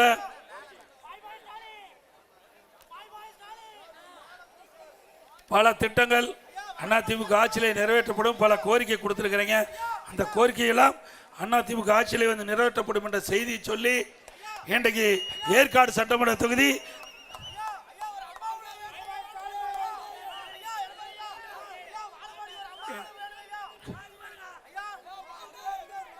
சிறப்பான நிகழ்ச்சி ஏற்பாடு செய்த நம்முடைய ஒன்றிய கழக முன்னாள் சேர்மன் அறிவிச்ச SS சதீஷ்குமார் அவர்களே, மற்றும் ஒன்றிய மெடிக்கல் ராஜசேகர் அவர்களே, திரு முன்னாள் சேர்மன் AP மணி அவர்களே, மரியாதை சி அண்ணாதுரை அவர்களே, மற்றும் T மோகன் அவர்களே, திரு S ரவிசேகரன் அவர்களே, திரு குபேந்திரன் அவர்களே, திரு வெங்கடேசன் அவர்களே, திரு MT அருண்குமார் அவர்களே, பாஜக மாவட்ட சண்முகநாதன் அவர்களே, பாஜக திரு நாராயணன் அவர்களே, அம்மா மக்கள் முன்னேற்ற கழகத்தைச் சேர்ந்த மாவட்ட செயலாளர் முன்னாள் MLA அறிவிச்ச SK செல்வம் அவர்களே, அம்மா மக்கள் முன்னேற்ற மாவட்ட திரு சண்முகம் அவர்களே, தமாக மாவட்டத்தில் திரு S செல்வம் அவர்களே, இந்திய ஜனநாயக கட்சி திரு S மனோகரன் அவர்களே, மக்கள் ராஜ்யம் கட்சி திரு RR சின்னசாமி அவர்களே, மக்கள் ராஜ்ய கட்சி தலைவர் திருமதி ஜமுனா ராணி அவர்களே, பகத்சிங் சமாஜ் கட்சி திரு பிரேம்குமார் அவர்களே, பகத்சிங் சூரியகுமார் அவர்களே, மற்றும் அம்பேத்கர் மக்கள் இயக்கத்தை சேர்ந்த மாவட்ட தலைவர் மரியாதைக்குரிய அண்ணாதுரை அவர்களே, அண்ணாதுரை தான் சொல்லியாச்சு, மற்றும் இந்த மனுவில் இருக்கின்ற பல பொறுப்பு கொடுத்துருக்கிறீங்க. இதில் பாதிக்கப்பட்டிருக்க சொன்னாங்க. அவர்களுக்கெல்லாம் தேவையான உதவிகள் செய்து கொடுக்கப்படும் என்ற செய்தி இந்த நேரத்தில் தெரிவித்து வருகின்ற சட்டமன்ற தேர்தலில் உங்களுடைய பொன்னான வாக்களை இரட்டை சின்னத்தில் வாக்களித்து நம்முடைய வெற்றி வேட்பாளருக்கு பெருவாரியான வித்தியாசத்தில் வெற்றி பெற செய்ய வேண்டுமாய் இதேனும் கோப்பி வேண்டி கேட்டு மக்களை காப்போம், தமிழகத்தை மீட்போம். மக்களை தமிழகத்தை மக்களை தமிழகத்தை மக்களை தமிழகத்தை ஸ்டாலின் மாடல் அரசு, ஃபெயிலியர் மாடல் அரசு. Bye bye Stalin. நன்றி, வணக்கம்.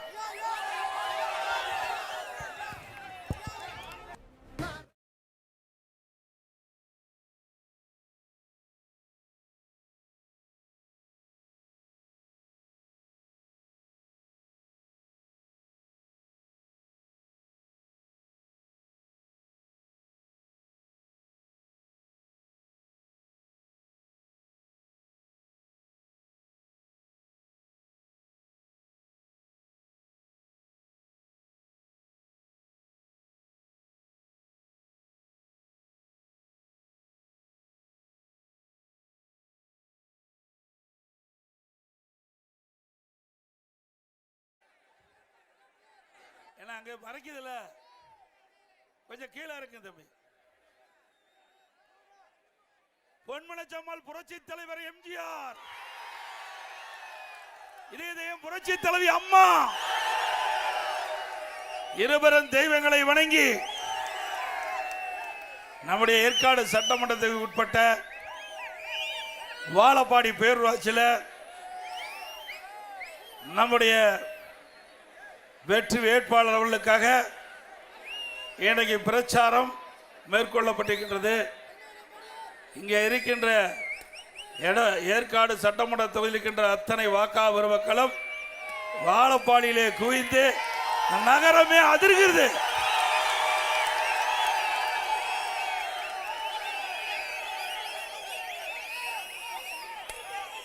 இந்த ஏற்காடு சட்டமன்ற தொகுதி மக்கள் வெள்ளத்தில் சூழ்ந்து கடல் போல் மக்கள் வெள்ளம் காய்ச்சல்.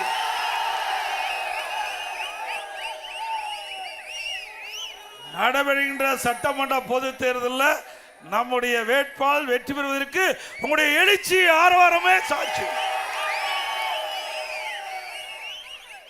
ஏற்காடு தொகுதினா அதிமுக கோட்டை,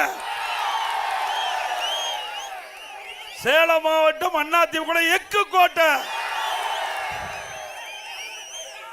இந்த சிறப்பான நிகழ்ச்சியில கலந்து கொண்டு சிறப்பித்துக் கொண்டிருக்கின்ற முன்னாள் அமைச்சர் செம்மலி அவர்களே, ஆற்றல் மிகு மாவட்ட கழக செயலாளர் அருமை சகோதரர் திரு ஆர் இளங்கோவன் அவர்களே,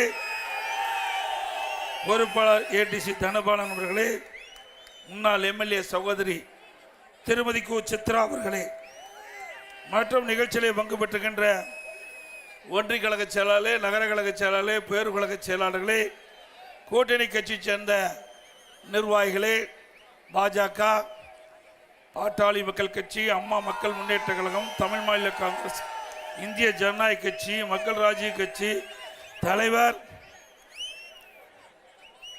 மற்றும் மக்கள் ராஜ்யம் தமிழ் மாநில சமாஜ் கட்சி, தமிழ் மாநில காங்கிரஸ் கட்சியை சேர்ந்த மாவட்ட செயலாளர், நிர்வாகிகளே, பெரியவர்களே, தாய்மார்களே, வாக்கா பெருமக்களே, விவசாயிகளே, விவசாய தொழிலாளர் நண்பர்களே, இன்றைக்கு மலைவாழ் மக்களே, இன்றைக்கு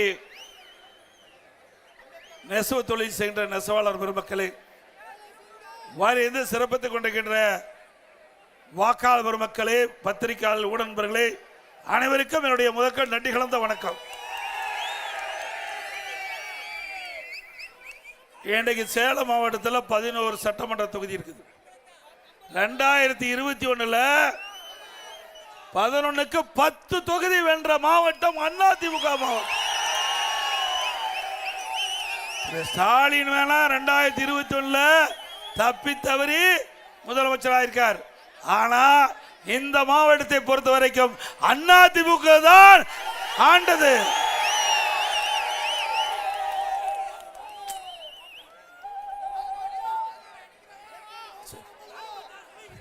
அதே போல 2021 வரை 2011 2021 வரை நம்முடைய சேலம் மாவட்டம் முழுவதும் ஏற்காடு சட்டமன்ற தொகுதி மட்டுமல்ல, சேலம் மாவட்டம் முழுவதும் மக்கள் என்னென்ன கோரிக்கை வைத்தார்களோ அந்த கோரிக்கைகள் பெரும்பாலும் நிறைவேற்றப்பட்டிருக்குது. கிராமத்திலிருந்து நகர வரை சிறப்பான சாலை எல்லாம் செஞ்சு கொடுத்திருக்கிறோம். இன்றைய தினம் நம்முடைய அனைத்து இந்திய அண்ணா திராவிட முன்னேற்ற கழக தலைமையில் அமைக்கப்பட்ட கூட்டணி தேசிய ஜனநாயக கூட்டணியும் அதிமுகவும் இணைந்து இந்த தேர்தல் நாம் சந்திக்கிறோம். நம்முடைய கூட்டணியின் சார்பாக ஏற்காடு சட்டமன்ற தொகுதிக்கு நம்முடைய வெற்றி வேட்பாளர் சகோதரி திருமதி பி உஷாராணி அவர்களே நிறுத்தப்பட்டிருக்கிறார்.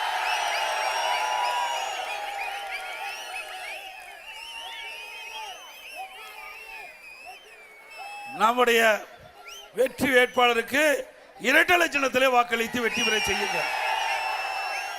நம்முடைய சின்னம் பொன்மனச்சம்மாள் புரட்சி தலைவர் எம்ஜிஆர் சின்னம், அம்மா அவர்களின் சின்னம், விவசாயிகள் சின்னம், தொழிலாளிகள் சின்னம், ஏழைகள் சின்னம், வெற்றி சின்னம். வாக்களிப்பீர் இரட்டை இலைக்கு. இன்றைய தினம் ஸ்டாலின் சொல்றாரு திமுக கூட்டணியில நிறைய கட்சி இருக்குதுன்னு. கட்சி இருக்கிறது உண்மைதான், வாக்கு இல்லையா? ஆள் இருக்கிறது உண்மைதான், ஆனா அங்க வெற்றி வாய்ப்பு இல்லை. அண்ணா திமுகவில் கூட்டணியுடைய எண்ணிக்கை குறைவாக இருந்தாலும் நம்முடைய கூட்டணி வலிமையான கூட்டணி. நம்ம கூட்டணி இருக்கின்ற கட்சிகள் வாக்கு வங்கிகள் நிறைந்த கூட்டணி, அப்படித்தானே?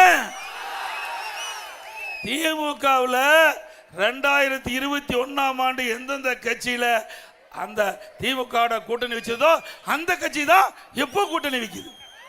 ஆனா இந்த பத்திரிகையாளர் ஊடகம் இந்த முதலமைச்சர் ஸ்டாலினுடைய பரப்புரையை நம்பி கருத்துக்களை வெளியிட்டிருக்கிறாங்க. 2021 சட்டமன்ற பொதுத் தேர்தலில் திமுக தலைமையில் எந்தெந்த கூட்டணி அங்க வைத்ததோ அதே கூட்டணி தான் இப்பொழுதும் அந்த கூட்டணியில தொடர்றாங்க. ஒரே ஒரு கட்சி, அது எந்த கட்சி போய் சேர்ந்திருக்குது? தேமுதிக. ஏங்க, நாம கஷ்டப்பட்டு உழைச்சி அதுக்கு ஒரு வாய்ப்பு கொடுத்தோம், நம்ம மறந்துட்டாங்க. இன்னைக்கு ஒருவர் கடுமையான நோயால் பாதிக்கப்பட்டு சிகிச்சை பெறுகின்ற பொழுது வெண்டிலேட்டர் பொருத்துவோம். அப்படி அந்த கட்சிக்கு நாம ஒரு காலகட்டத்தில் உதவி செஞ்சோம். ஆனா அவள் உதவி மறந்து நம்மளையே பேசுறாங்க. பேசிட்டோம், தவறு இல்லை. அதை விமர்சனம் செய்வதற்கு நாங்கள் அந்த விமர்சனத்தை நாங்கள் ஏற்றதுக்கு தகுந்த பதிலை நிச்சயம் கொடுப்போம். அதிமுக பொறுத்த வரைக்கும் எங்களுக்கு யாரெல்லாம் உதவி செய்யறோ அவர்களெல்லாம் ஏனியில ஏற்றி விடுவது போல ஏற்றி விடுகின்ற கட்சி அதிமுக கட்சி. திமுக கட்சி பொறுத்த வரைக்கும் ஏனியில ஏற வரைக்கும் பார்த்து உச்சியில் போகும்போது ஏணி பிடிக்குவான். அப்படிப்பட்ட கட்சியில் தான் போய் நம்ம கூட்டணி சேர்ந்திருக்காங்க. ஏற்கனவே 2021 திராவிட முன்னேற்ற கழக தலைமையில் அமைக்கப்பட்ட கூட்டணி கம்யூனிஸ்ட் கட்சி கூட்டணி, அதே போல விடுதலை சிறுத்தை, இன்னும் பல இஸ்லாமிய கட்சிகள் சேர்ந்திருக்குது. அப்படி நிலைமை என்ன? 2021 2011 இருந்து 10 ஆண்டு காலம் அந்த திராவிட முன்னேற்ற கழகத்துக்கு தாங்கி பிடிச்சிட்டு இருக்காங்க. அதுவும் குறிப்பா 2021 இருந்து 2026 வரை திராவிட முன்னேற்ற கழகம் செய்கின்ற தவறுகள் எல்லாம் சட்டமன்றத்தில் பேசாம அந்த கட்சிக்கு திராவிட முன்னேற்ற கழக அரசுக்கு முட்டு கொடுத்துட்டு இருந்தாங்க. இன்னைக்கு என்ன நிலைமை? நான் அப்பவே அந்த கட்சியில் இருக்கிற தலைவர் சொன்னேன், திமுகவை நம்பாதீங்க, மக்களுடைய பிரச்சனை எடுத்து சொல்லுங்க. சட்டமன்றத்தில் பிரதான எதிர்கட்சி மக்களுக்கு குரல் கொடுக்கிறோம், எங்களுக்கு பக்க பலமா இருங்க. நீங்களும் எதிர்கட்சி வரிசையில் கோர்ந்திருக்கிறீங்க, நீங்களும் ஒரு இயக்கத்தை நடத்திட்டு இருக்கிறீங்க. ஒரு இயக்கம் வலிமையடைய வேண்டும் என்றால் மக்களுடைய பிரச்சனையை தைரியமாக சட்டமன்றத்தில் வெளிப்படுத்த வேண்டும், அரசுடைய கவனத்துக்கு கொண்டு வர வேண்டும், மக்களுக்காக நடுரோட்டில் போராட வேண்டும், வீதியில போராட வேண்டும்.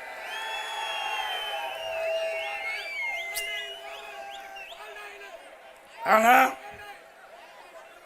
திமுக அங்க வைக்கிட்ட கூட்டணியில அப்படியே வாய் மூடி மௌனமா இருந்தாங்க. சட்டமன்றத்தில் அரசாங்கத்துக்கு எதிராக எதுவும் குரல் கொடுக்கல.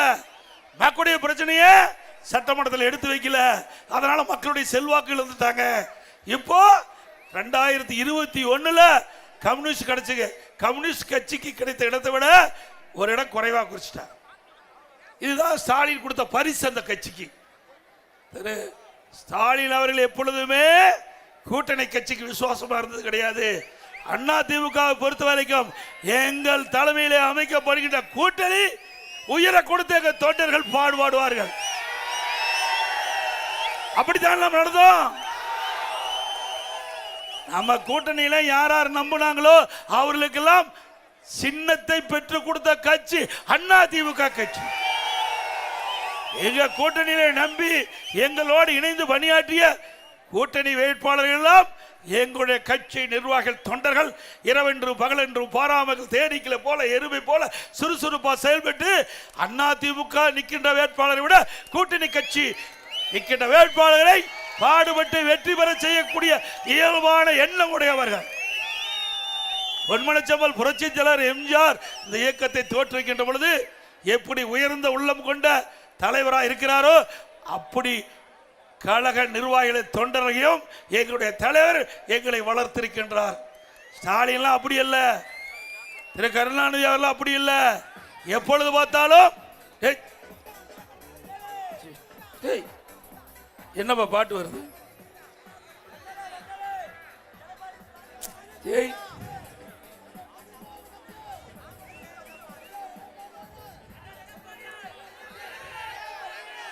ஆக அண்ணா திமுக பொறுத்த வரைக்கும் தொண்டர்ந்து நிர்வாகி வரை யார் நிற்கிறாங்க இல்ல, தலைமை என்ன சொல்லுதோ அதை நடைமுறைப்படுத்தக்கூடியவர்கள் அண்ணா திமுக.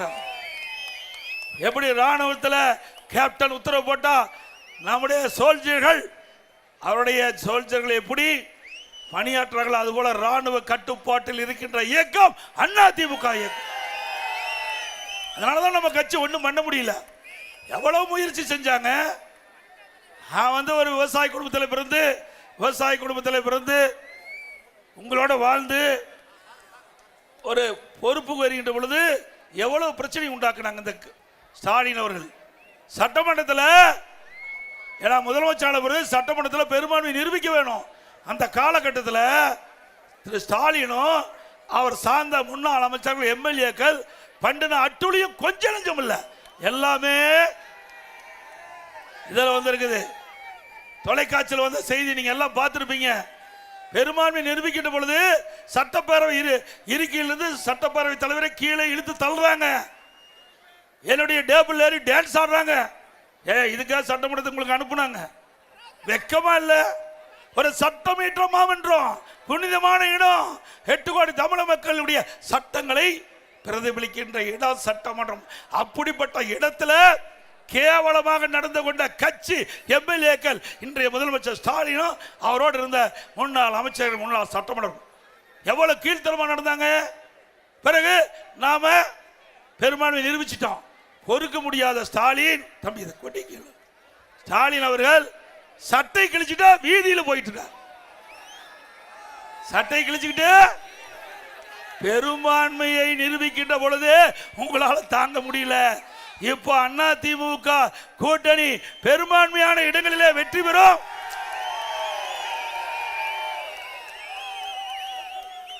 அண்ணா திமுக தனி பெரும்பான்மையோட ஆட்சி அமைக்கும்.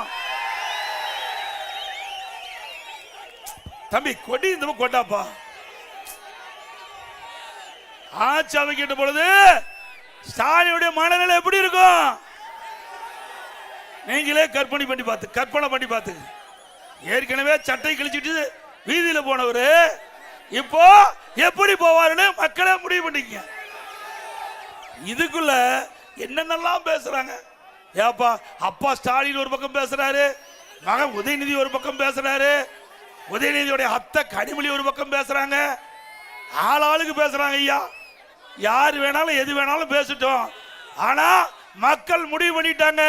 இதோட திராவிட முன்னேற்ற கழகத்துக்கு இறுதி தேர்தல் என்று மக்கள் முடிவு செஞ்சிட்டாங்க. யாரு அந்த குடும்பத்தில் தவிர்த்து வேற எவராவது பேச முடியுமா? அந்த கட்சியில் எத்தனை பேர் இருக்கிறாங்க?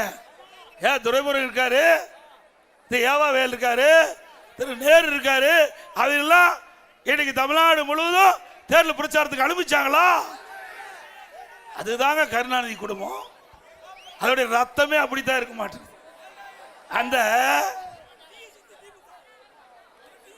வாரிசுகள்லாம் திரு கருணாநிதி குடும்பத்தில் பிறந்த வாரிசுகள் தான் ஆட்சிக்கு வர முடியும், அந்த கட்சிக்கு அதிகாரத்துக்கு வர முடியும். வேற எவரையும் விட மாட்டாங்க. ஆக வாரிசு அரசியல் நாட்டுக்கு தேவையா? குடும்ப ஆட்சி நாட்டுக்கு தேவையா? இந்த குடும்ப ஆட்சிக்கு வாரிசு அரசியலுக்கு இந்த தேர்தலில் முற்றுப்புள்ளி வைப்பீங்களா? என்னங்க நாட்டில் வித அதிசயமா? வேற யாரும் வரக்கூடாதா? ஏன் இங்க இருக்கிற நம்ம ஏற்காடு சட்டமன்ற தொகுதியில் வாழப்பாடியில் இருக்கின்ற ஒருவர் இந்த முதலமைச்சர் ஆனா ஏத்துக்க மாட்டாங்களா மக்களே? வரட்டுங்க. இந்த தேர்தலோட திரு கருணாநிதி குடும்பத்திற்கு இறுதி தேர்தல். இனி இந்த நாட்டை ஆளக்கூடியவர், தமிழ்நாட்டுடைய முதலமைச்சராக வரக்கூடியவர் இன்றைக்கு இந்த ஜனநாயக நாட்டில், இந்த தமிழக மண்ணில பிறந்த எல்லாருக்கும் உரிமை உண்டு.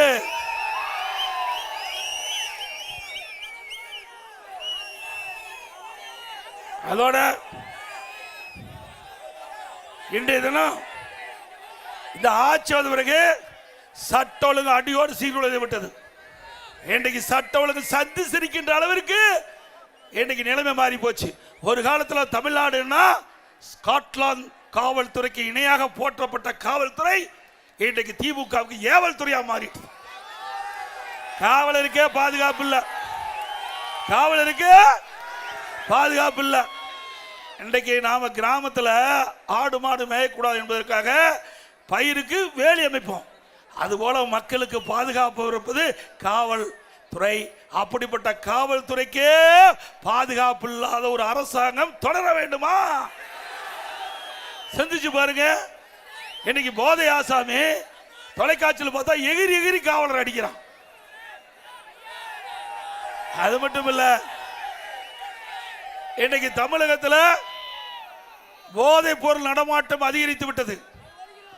போதை பொருள் அதிக உண்மைதானே? எது கிடைக்குதோ இல்லையோ கஞ்சா எல்லா இடத்துலையும் கிடைக்குது. கிடைக்குதுல்ல?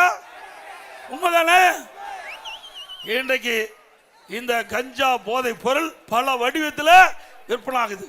திரவ வடிவத்தில் வருதுங்கிறாங்க, சாக்லேட்டில் வருதுங்கிறாங்க, அப்புறம் ஊசி மூலமாக இந்த கஞ்சா மாற்றப்பட்டு வருவதா சொல்றாங்க. இப்படி கஞ்சா விற்பனை தமிழகத்தில் அமோகமாக நடக்குது. இன்றைக்கு இந்த கஞ்சா விற்பனையை தடுக்க வேண்டும் என்று பல முறை சட்டமன்றத்தில் குரல் கொடுத்தேன். இந்த முதலமைச்சருக்கு செவி சாய்க்கல. இன்றைக்கு இந்த அரசாங்கத்திற்கு எச்சரிக்கை கொடுத்தோம், பத்திரிகை வாயிலாக ஊடக வாயிலாக பேட்டி கொடுத்தோம். அப்பொழுதும் இந்த கஞ்சா விற்பனையை தடுக்க இந்த அரசு முன் வரல. ஏன்னா கஞ்சா விற்கிறவங்களே திமுக கட்சியுடைய துணை ஒன்றுதான் விற்பாங்க. உண்மைதானே? திமுக கட்சியுடைய நிர்வாகிகள் அவர்கள் துணை இருப்பதாக செய்தி. ஆக 2022ஆம் ஆண்டு 2022 23ஆம் ஆண்டு நான் கருதுகிறேன், இன்றைய முதலமைச்சர் காவல்துறையினுடைய பொறுப்பை வகிக்கிறார். அவர் மானிய கோரிக்கை வருது. அந்த மானிய கோரிக்கையில் தம்பி கொஞ்சம் தம்பி வடி ஆட்டாத பாங்க, இது தடப்படுது, நேரில் தடப்படுது. இன்றைய தினம் அந்த மானிய கோரிக்கை வரும்போது முதலமைச்சர் மானிய கோரிக்கை புத்தகத்தை வச்சுக்கிறார். அதில் படித்து பார்க்கும்போது அதில் ஒரு கருத்து சொல்லியிருக்காரு. 20ஆம் பக்கம் 2வது பேராவில் பள்ளிக்கு அருகில் கல்லூரிக்கு அருகில் கஞ்சா கண்டுபிடிக்கப்பட்டது 2348 பேர், கைது செய்யப்பட்டது 148 பேர். நான் கேள்வி கேட்ட முதலமைச்சர் அவர்களே, இந்த இலாக்காக்கு யார் பொறுப்பு? நான் தான் பொறுப்புனார் திரு ஸ்டாலின். அப்படின்னா இந்த கொள்கை விளக்க குறிப்பை அடுத்தது வருது. எல்லாம் தயாரா இருக்கிறீங்க 10 ரூபாய்க்கு. அப்புறம் ஸ்டாலினை கேட்டேன், இந்த கொள்கை விளக்க குறிப்பை யார் நீங்க சட்டமன்றத்தில் சமர்ப்பித்தீங்க? நான் தான் சமர்ப்பித்தனார். 20ஆம் பக்கத்தை எடுங்க, 2வது பேரா படிங்க, அதில் என்ன போட்டிருக்குன்னு பாருங்கண்ணே. படிச்சு பார்த்தார். ஆக 2348 பேர் பள்ளிக்கருகில கல்லூரிக்கு அருகில இந்த போதைப் பொருள் கண்டுபிடிக்கப்பட்டது என்று நீ கொடுக்கப்பட்டு விட்டு அதில் கை செய்யப்பட்ட 148 பேர் நான் கஞ்சா வைத்திருந்தாலும் குற்றம், அதே போல விற்றாலும் குற்றம், கொண்டு போனாலும் குற்றம். இப்படி இருக்கும்போது நீங்களே உங்களுடைய காவல்துறை மானிய கோரிக்கையில கஞ்சா வைத்திருந்ததாக கண்டுபிடிக்கப்பட்டு சொன்னா கைது பண்ணிருக்கணும்னு சொன்னேன். எந்த பதிலும் இல்லை. மற்றவெல்லாம் திமுக காரன். 148 பேர் போக மீதி எல்லாம் திமுக காரன். எப்படி கைது பண்ண முடியும்? இப்படி இருக்கும்போது எப்படி கஞ்சாவை கட்டுப்படுத்த முடியும்? அதனால இந்த முதலமைச்சருக்கு வரைக்கும் தமிழகத்தில் போதைப் பொருள் நடமாட்டத்தை தடுக்க முடியாது. அதிமுக நிச்சயமா உங்க துணை கொண்டு 100% ஆட்சிக்கு வரும். ஆட்சிக்கு உடனே 3 மாதத்தில் தமிழகத்தில் கஞ்சாவை முழுமையாக ஒழிக்கப்படும். சட்டத்தின் ஆட்சி நடக்கும். நான் சேலம் மாவட்டத்தை சேர்ந்தவன், உங்களுடைய மாவட்டத்தை சேர்ந்தவன். 4 ஆண்டு 2 மாத காலம் நான் சிறப்பான ஆட்சி கொடுத்தோம். அந்த காலகட்டத்தில் போதைப் பொருள் நடமாட்டத்தை முற்றிலும் ஒடுக்கப்பட்டது. அதே போல நான் முதலமைச்சர் பொறுப்பேற்கின்ற பொழுது கடுமையான சோதனை, வறட்சி, 2017 கடு வறட்சி, குடிப்பதற்கு கூட மக்களுக்கு தண்ணீர் கிடைக்காத ஒரு சூழ்நிலை, அதை சரி செஞ்சோம். பிறகு புயல் டெல்டா மாவட்டத்தை புரட்டி போட்டது, அதை சரி செஞ்சோம். பிறகு கொரோனா, 1 வருஷம் யாரும் வர முடியல, வர முடிஞ்சுதா? இன்றைக்கு கண்ணுக்கு தெரியாத காற்றில் விஷக்கருவிகள், கொரோனா என்ற விஷக்கருவி பரவி அது யாராவது பாதிக்கப்பட்டா உடனடியா உயிருக்கு ஆபத்து ஏற்படுகின்ற சூழ்நிலை. அந்த காலகட்டத்தில் கூட அதிமுக அரசு சிறப்பாக செயல்பட்டு திறமையா செயல்பட்டு விலை மதிக்க முடியாத உயிரை காப்பாற்றிய அரசாங்கம் அதிமுக அரசாங்கம். அந்த காலகட்டத்தில் தொழிலாளிகள் ஏழைகள் பாதிக்க கூடாது என்பதற்காக 1 வருடம் ரேஷன் கடையில் விலையெல்லாம் அரிசி கொடுத்தோம், விலையில எண்ணெய் கொடுத்தோம், விலையில பருப்பு கொடுத்தோம், குடும்ப அட்டைக்கு 1000 ரூபாய் பணம் கொடுத்தோம்ல. அதே காலகட்டம் தை பொங்கல் வந்தது. இன்றைக்கு ஏழைகள் பாதிக்க கூடாது. தமிழ்நாட்டுடைய முக்கிய பண்டிகை கிராமத்திலிருந்து நகர வரை இன்றைக்கு எல்லோரும் தை பொங்கலை சிறப்பாக கொண்டாடுவோம். தை பிறந்தால் வழி பிறக்கும் என்று சொல்லுவாங்க பெரியவங்க. அதன்படி நம்முடைய தமிழ்நாட்டு மக்கள் தைப்பொங்கல் சிறப்பாக கொண்டாடும் என்பதற்காக எல்லா குடும்பத்துக்கு 2500 ரூபாய் பணம் கொடுத்தோம். எந்த காலகட்டம் 1 ரூபா அரசாங்கத்துக்கு வருமானம் இல்ல, 1 ரூபா வருமானம் இல்ல. தொழிற்சாலை மூடிட்டாங்க, கடை மூடப்பட்டது, பெட்ரோல் பங்க் எல்லாம் திறக்கல, அதுல வர்ற வருவாய் இல்ல, ரோட் டாக்ஸ் இல்ல, பத்திரப்பதிவு இல்ல, டாஸ்மாக் இல்ல, கலால் வரி இல்ல. இப்படி 1 ரூபா வரி வருமானம் இல்லாத போது சிறப்பான ஆட்சி கொடுத்த ஒரே அரசாங்கம் அதிமுக அரசாங்கம். திமுக ஆட்சிக்கு வந்த பிறகு என்ன வறட்சி வந்ததா, புயல் வெள்ளம் வந்ததா, கொரோனா வந்ததா? ஒன்னும் வரல. எதுவுமே வராம கடன் 5 லட்சம் ரூபாய் வாங்கிட்டாங்க. எதுவுமே வராது 5 லட்சம் கடன் வாங்குவதற்கு என்ன காரணம்? நாங்க வருமானம் இல்லாத போது என்ன இந்த நாட்டு மக்களுக்கு தேவையோ அத்தனை செஞ்சோம்.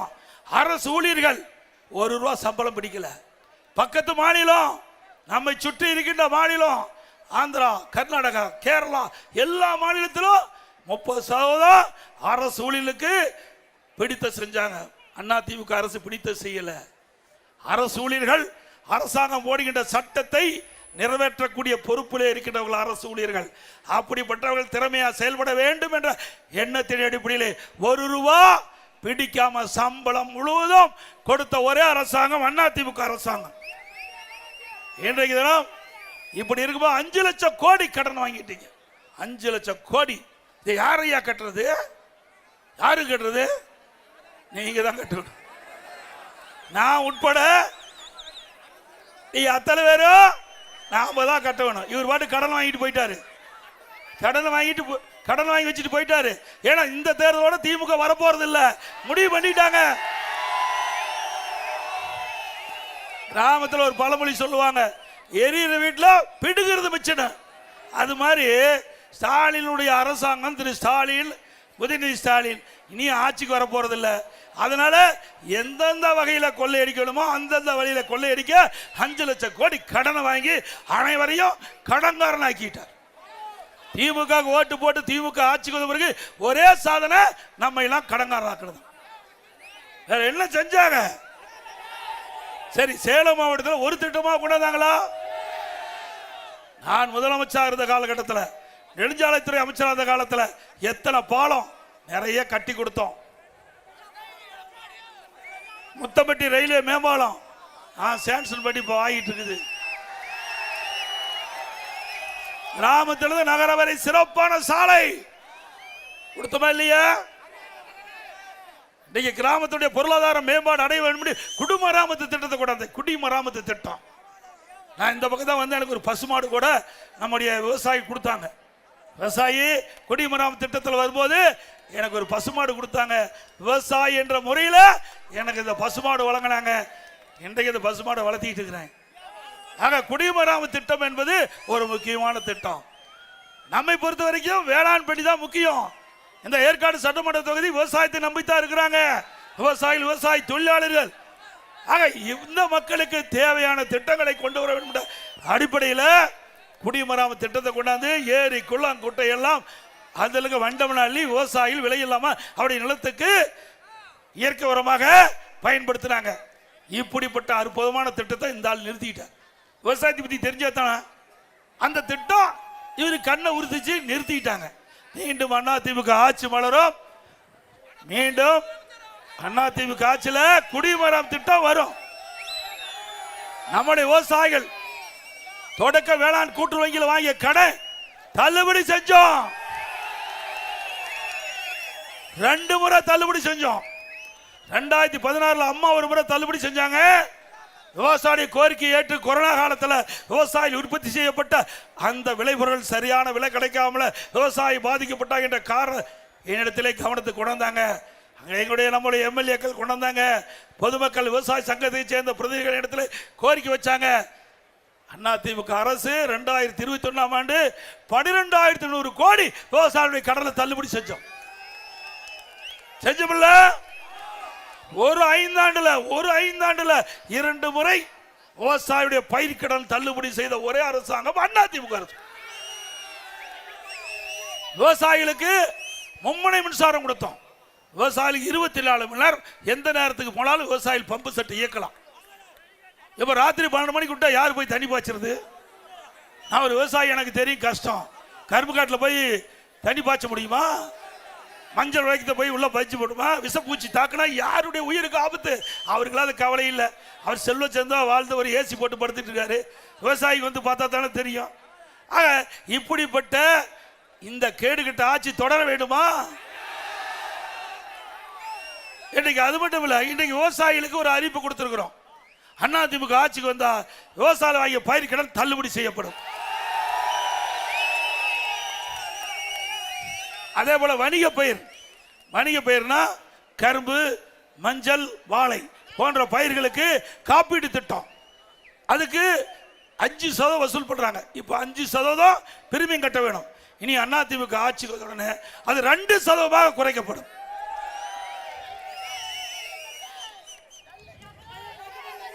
அதே போல நம்முடைய பகுதி வறட்சியான பகுதி. மழையை நம்பித்தான் நம்முடைய விவசாயிகள் அந்த விவசாய பணி மேற்கொள்ள வேண்டும். ஆக நிலத்தடி உயர்த்த வேண்டும். விவசாயிகளுக்கு தேவையான நீர் கிடைக்க வேண்டும். ஏரி குளம்லாம் நிரப்ப வேண்டும். அதற்காக மேட்டூர் அணை நிரம்பி உபரியாக வெளியேறுகின்ற பொழுது நீரேற்றின் மூலமாக இந்த பகுதியில் இருக்கின்ற மக்களுக்கு அங்கங்க இருக்கின்ற ஏரி குளம் குட்டை நிரப்பப்படும்.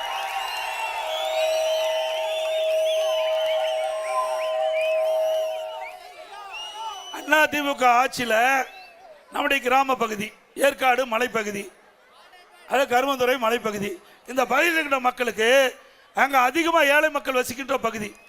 இந்த மக்களுக்கு அங்கேயே சிகிச்சை அளிக்க வேண்டும்.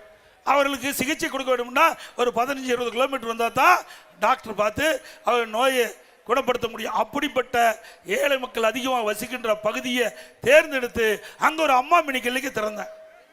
இது இந்த ஆளுக்கு என்ன வலிக்குன்னே தெரியல ஸ்டாலினுக்கு. இதில் என்னங்க அரசியல் வேண்டி இருக்குது? 2000 அம்மா மினி கிளினிக் அனுபவ நீதியாக நான் கிராமத்தில் பிறந்த காரணத்தினால நாங்களாம் டாக்டர் போனால் எடப்பாடிக்கு 15 கிலோமீட்டர் போகணும். அதனால் நம்ம ஊர்லேயே ஒரு அம்மா மெடிக்கலுக்கு திறந்தா, கிராமத்திலே திறந்தா, ஏழை மக்கள் அதிகமாக இருக்கின்ற பகுதி திறந்தா அவர்கள் அங்கேயே போய் அம்மா மெடிக்கலுக்கு போய் சிகிச்சை பெறலாம். அதில் ஒவ்வொரு அம்மா மெடிக்கலையும் ஒரு MBBS டாக்டர், ஒரு செவிலியர், ஒரு நர்ஸ், ஒரு மருத்துவ உதவியாளர், இப்படி அந்த திட்டத்தை கொண்டாந்து மக்களிடத்தில் மிகப்பெரிய வரவேற்பு. எல்லா இடத்துலையும் ஏழை மக்கள் அங்கே போய் அற்புதமாக சிகிச்சை பெற்றாங்க. மக்களிடத்தில் வரவேற்பு வந்தோன்னா ஸ்டாலின் பார்த்தார், மக்களிடத்தில் அதிமுக செல்வாக்கு அதிகமாக இருக்குது அப்படின்னு அந்த ஏழை மக்களுக்கு சிகிச்சை அளிக்கக்கூடிய திட்டத்தை கூட ரத்து செய்த முதலமைச்சர் இன்றைய முதலமைச்சர் ஸ்டாலின். இப்படிப்பட்ட ஒரு ஆட்சிக்கு வரணுங்களா? ஏழைகளை வஞ்சிக்கிட்டு அரசு தேவையா? இதில் என்ன அரசியல் வேண்டியது இருக்குது? ஒவ்வொரு கட்சியும் மக்களுக்கு சேவை செய்ய, மக்களுக்கு உதவி செய்ய, மக்களுக்கு நன்மை செய்யதான் ஒரு அரசாங்கம் அமைக்கப்படும். ஆனால் இந்த அரசாங்கத்தை பொறுத்த வரைக்கும் ஏழைகளுக்கு உதவி செய்கின்ற, அதை கூட தடுத்து நிறுத்துகின்ற மக்களோட அரசாங்கம் திமுக அரசாங்கம். எவ்வளவு கொடுமை! இதெல்லாம் கிராமத்தில் பிறந்திருந்தா தெரியும், ஏழைகளோட வாழ்ந்தா தெரியும், ஏழைகள் படிக்கிற கஷ்டத்தை பத்தி என்ன தெரியும்? நான் கிராமத்திலிருந்து வாழ்ந்தவன், கிராமத்தில் வாழ்ந்தவன். இன்றைக்கு ஏழைகள் படிக்கின்ற துன்பம், துயரம், வேதனை அத்தனையும் நேரடியாக பார்த்தேன், அவங்களோடு வாழ்ந்தவன். அதனால ஏழைகள் எங்கெல்லாம் பாதிக்கிறார்களோ அவர்களுக்கு உதவி செய்கின்ற அரசாக அதிமுக அரசு இருந்தது. மீண்டும் ஸ்டாலின் அவர்களே, மீண்டும் அதிமுக ஆட்சி, எங்களுடைய கூட்டணி வலிமையா இருக்குது. எங்களுடைய கழக நிர்வாகிகள், தொண்டர்கள் கூட்டணி சிறப்பா செயல்பட்டு மக்களுடைய ஆதரவை பெற்று ஆட்சி அமைக்கும். ஆட்சி அமைச்ச உடனே ரத்து செய்யப்பட்ட அம்மா மினிக்கிளினிக் மீண்டும் திறக்கப்படும். அதே போல ரேஷன் கடையில் இப்ப அரிசி போட்டுட்டு இருக்கிறோம். அந்த அரிசி பல பேர் சமைக்க முடியாத இருக்கின்ற நிலை என்று என்னிடத்தில் தெரிவிச்சாங்க. நானும் வாங்கி பார்த்தேன், அது ஏற்றுக்கொள்ள வேண்டியதுதான். இனி அதிமுக ஆட்சி வளர்ந்தவுடனே நம்முடைய மளிகை கடையில் எப்படி தரமான அரிசி இருக்குதோ அதே அரிசி ரேஷன் கடையில் வழங்கப்படும். அதுக்கெல்லாம் டெக்னிக் இருக்குது. நவீன அரிசி ஆலையுடைய அதிபர்களாக அழைச்சி இந்த அரிசி தரமா நம்முடைய மக்களுக்கு கொடுக்கணும்னு கேட்டேன். தாராளமாக செய்யலாங்க, அதுக்கு பல வழி இருக்குதுன்னு என்கிட்ட சொல்லியிருக்கிறாங்க. அதுக்கு சுமார் 2-3000 கோடி செலவானாங்க. எத்தனை ஆயிரம் கோடி செலவானாலும் பரவாயில்ல, ஏழைகளுக்கு சிறப்பான அரிசி கொடுக்க வேண்டும். அந்த அடிப்படையில் அதிமுக ஆட்சிக்கு வந்தோடனே ரேஷன் கடையில் தரமான அரிசி விலை இல்லாம கொடுக்கப்படும். அதோட ரேஷன் கடையில் விலையில்லா பருப்பு கொடுக்கப்படும், விலையில்லா சமையல் எண்ணெய் கொடுக்கப்படும். இன்றைக்கு திராவிட முன்னேற்ற கழகம் ஆட்சிக்கு வந்த பிறகு மின் கட்டணம் 52% உயர்த்தி ஆண்டுக்கு 5% உயர்த்துன்னு சொல்லி 3 வருஷத்துல மின் கட்டணம் 67% உயர்த்திட்டாங்க. அதே போல உள்ளாட்சியில், நகராட்சி, பேரூராட்சி, மாநகராட்சியில் கடைக்கு 100%, சரி வீட்டுக்கு 100% வரி உயர்த்திட்டாங்க. ஆண்டுக்கு 6% உயர்த்தப்படும் என்று சொல்லி 2 வருஷத்துல 12% உயர்த்திட்டாங்க. அதிமுக ஆட்சியில் இருந்ததை விட திராவிட முன்னேற்ற கழகம் ஆட்சிக்கு வந்த பிறகு உள்ளாட்சி அமைப்பின் மூலமாக இந்த அரசு கூடுதலா 112% வீட்டு வரி வசூல் பண்றாங்க. கடைக்கு 150% வரி உயர்வு, ஆண்டுக்கு 6% உயர்வு, குடிநீருக்கு வரி உயர்வு, குப்பைக்கு வரி போட்டாங்க. கேவலம் குப்பை கூட விட்டு வைக்கல, அதுக்கு வரி போட்ட ஒரே அரசாங்கம் திமுக அரசாங்கம் தான். இன்னும் கொடுமை என்ன, சென்னை மாநகரத்தில் இந்த டாய்லெட் பராமரிக்கிறாங்க, கழிப்பறை பராமரிக்கிறாங்க, அதுல ஊழல் செய்த ஒரே அரசாங்கம். அதை கூட விட்டு வைக்கலையா? கழிப்பறையில் வர காசு எவ்வளவு மோசமான, அதை கூட விட்டு வைக்காத அரசாங்கம் திமுக அரசாங்கம், ஒரு கொடிய அரசாங்கம் என்பதை இந்த நேரத்தில் தெரிவித்து, இன்னும் சொன்னா இன்னைக்கு பத்திரிகையில் பார்த்தேன், என் மீது வழக்கு போடுறேன், போடு, யார் வேண்டாங்கிறா? நல்லா வழக்க பார்த்து தானே வந்திருக்கிறேன். ஏன்னா அண்மையில் ராசா ஒரு ஆடியோ வெளியிட்டார். மத்திய அமைச்சர், முன்னாள் மத்திய அமைச்சர், இன்றைக்கு நாடாளுமன்ற உறுப்பினர், திமுக கட்சியுடைய துணை பொதுச்செயலாளர், அவர் ஒரு ஆடியோ வெளியிட்டார். அந்த ஆடியோவில் இருக்கிற ஒரு கருத்து எல்லா பகுதிக்கும் போகுது. எனக்கு மட்டும் இல்லை, தமிழ்நாடு மட்டும் இல்லை, இந்திய அளவு அது ஒரு பரவலா பேசப்படுகின்ற பொருளாகி போச்சு. அந்த செய்தியை நான் சொன்னேன், அதுக்கு துணிச்சலா பதில் சொல்ல முடியல. அது மட்டும் இல்ல, இது யார் செய்தி வெளியிட்டாங்களோ அவர் மீது நடவடிக்கை எடு. நடவடிக்கை எடுத்தா அடுத்த ஆடியோ விட்டுருவார். ராசா இப்போ அவர் மீது நடவடிக்கை எடுத்தா அடுத்த ஆடியோ ரெடியா வச்சிருப்பாரு, விட்டுருவாரு. அதுக்கு பயந்து அவர் மீது நடவடிக்கை எடுக்க முடியல. என் மீது கோபப்பட்டு என்ன பிரயோஜனம்? திரு ஸ்டாலின் அவர்களே, அவர் அந்த ஆடியோவில் செய்த ஆடியோவில் வெளியான செய்தி உண்மையா இருக்கலாம்ல? இதே திராவிட முன்னேற்ற கழக தேர்தல் அறிக்கை 2021 தேர்தல் அறிக்கை வெளியிட்டீங்க. அப்ப என்ன சொன்னாரு ஸ்டாலின் அறிக்கையில? மாண்புமிகு புரட்சி தலைவி அம்மா மரணத்தில் மர்மம் இருக்கிறது, யாராக இருந்தாலும் விடமாட்டேன் அப்படின்னு சொன்ன திரு ஸ்டாலின் அவர்களே, இதே கருத்தை நான் சொல்கிறேன். திரு கருணாநிதி அவர்கள் எதிரியாக எங்களுக்கு இருக்கலாம், ஆனால் இந்த நாட்டுடைய முதலமைச்சர் இருந்தார். அதனால அவருக்கு யார் அவர் சொன்ன கருத்து மீண்டும் சொல்ல வேணுமா? சொல்லாம வேண்டாமா? ஆனா சொன்னா அவர் கோச்சுக்குவார். ஆடியோவில் வந்த செய்தி திரு ராசா அவர்கள் வெளியிட்ட செய்தி, நாம வெளியிடல, திரு ராஜா அவர்கள் வெளியிட்ட செய்தி. திரு கருணாநிதியின் உடல்நிலை சரியா இருக்கின்ற பொழுது வீட்டு சிறையில் வைக்கப்பட்டார் அப்படின்னு ஒரு செய்தி வெளியிட்டிருக்கார். இதை அதிமுக ஆட்சிக்கு வந்தவுடன் இதை விசாரிக்கப்படும். சட்ட நீதியாக யாராக இருந்தாலும் அவர் மீது நடவடிக்கை எடுக்கப்படும். எங்க அம்மாவை சொன்னீங்கள, மர்மமான முறையில் அம்மா இருந்ததுக்கு விசாரிக்கப்பட்டு சொன்னீங்களா, அதே போல அவர் முன்னாள் முதலமைச்சர் இருந்து விசாரிக்கப்பட்டு சொன்னேன். அதே போல முன்னாள் முதலமைச்சர் திரு கருணாநிதி அவர்கள் அவர் வீட்டு காவலில் சிறை வைக்கப்பட்டதாக வந்த செய்தி உண்மையா இருந்தால் சட்ட நீதியாக அவர் மீது நடவடிக்கை எடுக்க போய் யாரா இருந்தாலும் கவலை இல்லை. அதே போல அதிமுக ஆட்சி பண்ண உடனே நிறைய திட்டங்கள் நிறைவேற்றுவோம்.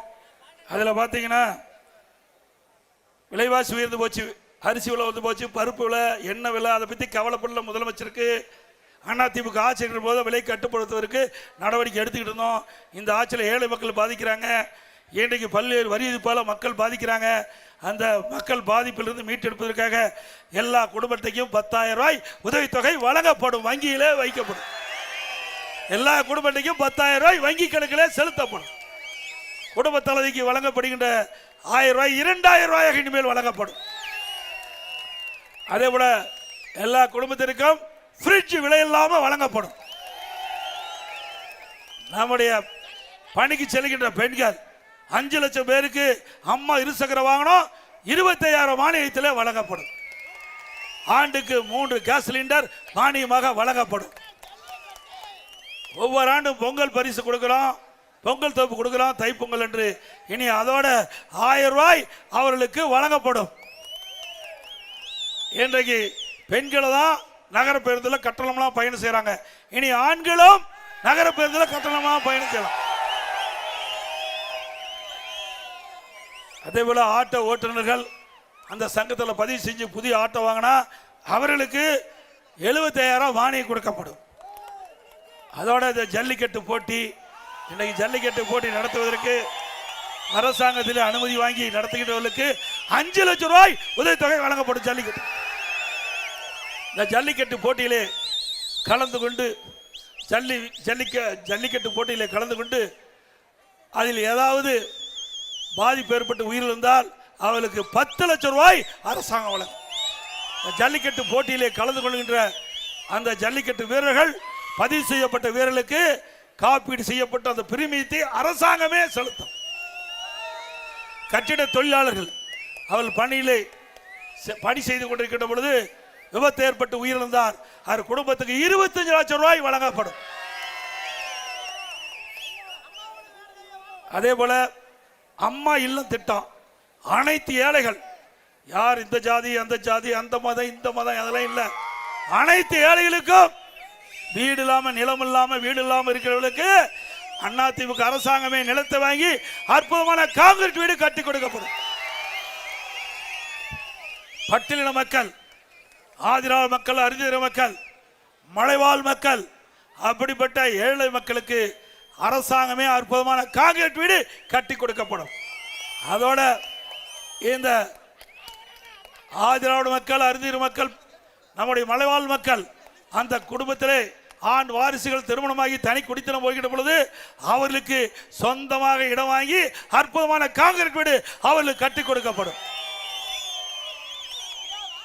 அதிமுக ஆட்சியில் இவ்வளவு திட்டத்தை நாங்கள் செய்ய போறோம். ஆட்சி அமைஞ்ச உடனே திமுக ஆட்சியில் கொடுக்கப்பட்ட வாக்குறுதி 4/1 கூட நிறைவேற்றலாங்களா? திமுக ஆட்சியில் மாதந்தோறும் கேஸ் சிலிண்டருக்கு மானியம் 100 ரூபா கொடுத்தாங்களா? பெட்ரோல் டீசல் விலை குறைச்சாங்களா? 100 நாள் வேலை திட்டத்தை 150 நாளா உயர்த்தினாங்களா? அதிமுக ஆட்சிக்கு வந்தா இப்ப மத்திய அரசுக்கு வாதாடி போதாடி ஆளுங்கட்சியில எதிர்கட்சியிலேயே 100 நாளை 125 நாளா உயர்த்தி இருக்கிறாங்க. மத்திய அரசாங்கம் மீண்டும் அதிமுக ஆட்சி வந்தா 125 நாளா 150 நாளா உயர்த்தப்படும்.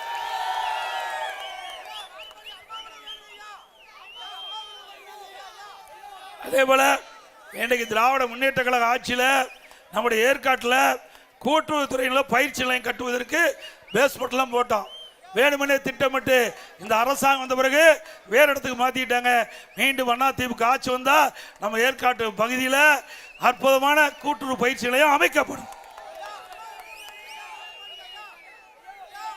அதே போல இன்றைய தினம் மத்திய அரசாங்கம் ஒரு அறிவிப்பு வெளியிட்டிருக்குது. மத்திய அரசாங்கம் ஒரு அறிவிப்பு, இந்தியா முழுவதும் ஜாதிவாரி கணக்கெடுப்பு எடுக்கப்படும் என்ற அறிவிப்பு கொடுத்திருக்குது. அந்த அறிவிப்பின்படி தமிழ்நாட்டிலும் ஜாதிவாரி கணக்கெடுப்பு எடுக்கப்படும். இன்றைக்கு பல அறிவிப்புகள், இன்றைக்கு நிறைய அதிமுக ஆட்சியில் திட்டங்களை இந்த ஏற்காடு சட்டமன்ற தொகுதிக்கு நிறைவேற்றி கொடுத்துருக்கிறோம். அதில் ஒரு சிலவற்றை இந்த நேரத்தில் குறிப்பிடுறோம். ஏன்னா ஸ்டாலின் பல திட்டத்தை நிறைவேற்றி சொல்லியிருக்கிறாங்க. இன்றைக்கு பெத்தநாயக்கம்பாளையத்தில் புதிதாக தாலுக்கா அலுவலகம் அமைச்சிருக்கிறோம். ஆலப்பாடியில் அனைத்து மகளிரிலும் துவற்றி வைக்கப்பட்டிருக்கிறது. கருமந்துறையில் தீயணைப்பு மீட்பு நிலையம் கொண்டு வந்திருக்கிறோம். வாழப்பாடியில் 12 கோடியில், பேலூர் 4 கோடியில் பேருந்து நிலையங்கள் மேம்படுத்தப்பட்டிருக்குது. ஏற்காடு அனைத்து மலைப்பகுதியிலும் சுற்றுலா பயணிகள் வசதிக்காக, உள்ளூர் மக்களின் வசதிக்காக அதிக அளவு நகர பேருந்துகள் இயக்கப்பட்டன. ஆனால் இந்த விடியா திமுக அரசு அந்த பஸ்ஸுடைய எண்ணிக்கை குறைச்சிட்டது. அதேபோல் அனைத்து மலைப்பகுதியில் உள்ள ஊர்களுக்கு சாலை வசதி, மின் வசதி, குடிநீர் வசதிகள் செய்து தரப்படும். ஏற்காடு தொகுதியில் 63 கோடியில் அயோத்திப்பட்டினம், வாழப்பாடி, பேலூர் ஆகிய 3 பேரூராட்சிகள், பெத்தநாயக்கம்பாளையம், அயோத்திப்பட்டினம், வாழப்பாடி ஊராட்சியில் 402 குடியிருப்புகளுக்கு நிலையான குடிவசதி செஞ்சு கொடுத்தோம். கருமந்துறையில் மலைவாழ் மக்களுக்கு ITI கல்வி அமைச்சோம். கருமந்துறையில் 10 ஏகாலயா பள்ளி திட்டம் ஆட்சி மாற்றத்துக்கு பிறகு கிடப்பில் போட்டாங்க, அதை தொடரும். பெத்தநாயக்கம்பாளையில் ஆத்தூர், வாழப்பாடி அரசு மருத்துவமனை 7 கோடி மதிப்பீட்டில் பல புதிய சிகிச்சை பிரிவுகள் ஏற்படுத்தப்பட்டன. கருமந்துறையில் 60 ஏக்கர் பரப்பில் 1 கோடி நிதியில் கால்நடை விந்து உற்பத்தி நிலையம் அமைக்கப்பட்டது. நிலம் ஒதுக்கீடு நிலையில் கிடப்பில் போட்டாங்க. அதிமுக ஆட்சி வந்தது, அது தொடர்ந்து செயல்படுத்தப்படும். 30 படுக்கை கொண்ட மேம்படுத்தப்பட்ட ஆரம்ப சுகாதாரம் 4 கோடி மதிப்பீட்டில் வாழவந்தி, தும்பல் மற்றும் பேலூர் புதிய கட்டடங்கள் கட்டப்பட்டன. பெத்தநாயக்கம்பாளையம் கல்லேரிப்பட்டி ஏரியின் வழங்கு வாய்க்கால் புனரமைக்கும் பணிக்கு 12 கோடி மதிப்பீட்டில் தொடங்கப்பட்ட பணி விடியா திமுக அரசு ரத்து செய்தது. அதை எதிர்த்து களத்தீசார் நீதிமன்றத்தில் வழக்கு தொடரப்பட்டது. அதிமுக ஆட்சி உடனே அந்த திட்டம் தொடரும். பெத்தநாயக்கம்பாளையம் ஒன்றியத்துக்கு உட்பட்ட உமையால்புரம் மற்றும் புத்திரக்கோட்டம்பாளையம் கிராமத்தில் 4 கோடி மதிப்பீட்டில் புதிய தொழிற்பேட்டை அமைக்கும் பொருட்டு உள்கட்டமைப்பு வசதிகள் உருவாக்கும் பணி தற்போது விடியா திமுக ஆட்சியில் கிடப்பில் உள்ளது. அதையும் அதிமுக ஆட்சி தொடரும். புத்திரக்கோட்டம் கிராமத்தில் உள்ள புத்திரக்கோட்டம்பாளையம் ஏரியின் வழக்கு வாய்க்கால் 983-2002 வரை புனரமைக்கும் பணி 9 கோடி பதில் பணி தற்போது விடியா திமுக ஆட்சியில் கிடப்பில் போட்டாங்க. நாம கொண்டு வந்ததெல்லாம் கிடப்பில் போட்டாங்க. அதிமுக ஆட்சி வந்தோன்னா அதையெல்லாம் நிறைவேற்றி தரப்படும் என்ற செய்தி இந்த நேரத்தில் தெரிவித்து, அதே போல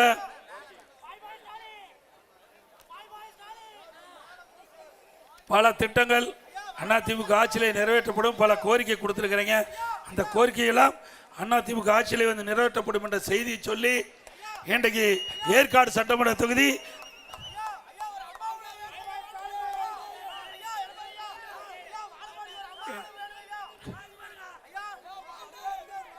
சிறப்பான நிகழ்ச்சி ஏற்பாடு செய்த நம்முடைய ஒன்றிய கழக முன்னாள் சேர்மன் அறிவிச்ச SS சதீஷ்குமார் அவர்களே மற்றும் ஒன்றிய மெடிக்கல் ராஜசேகர் அவர்களே, திரு முன்னாள் சேர்மன் AP மணி அவர்களே, மரியாதை சி அண்ணாதுரை அவர்களே மற்றும் T மோகன் அவர்களே, திரு எஸ் ரவிசேகரன் அவர்களே, திரு குபேந்திரன் அவர்களே, திரு சே வெங்கடேசன் அவர்களே, திரு எம்டி அருண்குமார் அவர்களே, பாஜக மாவட்ட சண்முகநாதன் அவர்களே, பாஜக திரு நாராயணன் அவர்களே, அம்மா மக்கள் முன்னேற்ற கழகத்தைச் சேர்ந்த மாவட்ட செயலாளர் முன்னாள் எம்எல்ஏ அறிவிச்ச எஸ்கே செல்வம் அவர்களே, அம்மா மக்கள் முன்னேற்ற மாவட்ட திரு சண்முகம் அவர்களே, தமாக மாவட்டத்தில் திரு எஸ் செல்வம் அவர்களே, இந்திய ஜனநாயக கட்சி திரு எஸ் மனோகரன் அவர்களே, மக்கள் ராஜ்யம் கட்சி திரு ஆர் சின்னசாமி அவர்களே, மக்கள் ராஜ்ய கட்சி தலைவர் திருமதி ஜமுனா ராணி அவர்களே, பகுஜன் சமாஜ் கட்சி திரு பிரேம்குமார் அவர்களே, பகுஜன் சூரியகுமார் அவர்களே மற்றும் அம்பேத்கர் மக்கள் இயக்கத்தை சேர்ந்த மாவட்ட தலைவர்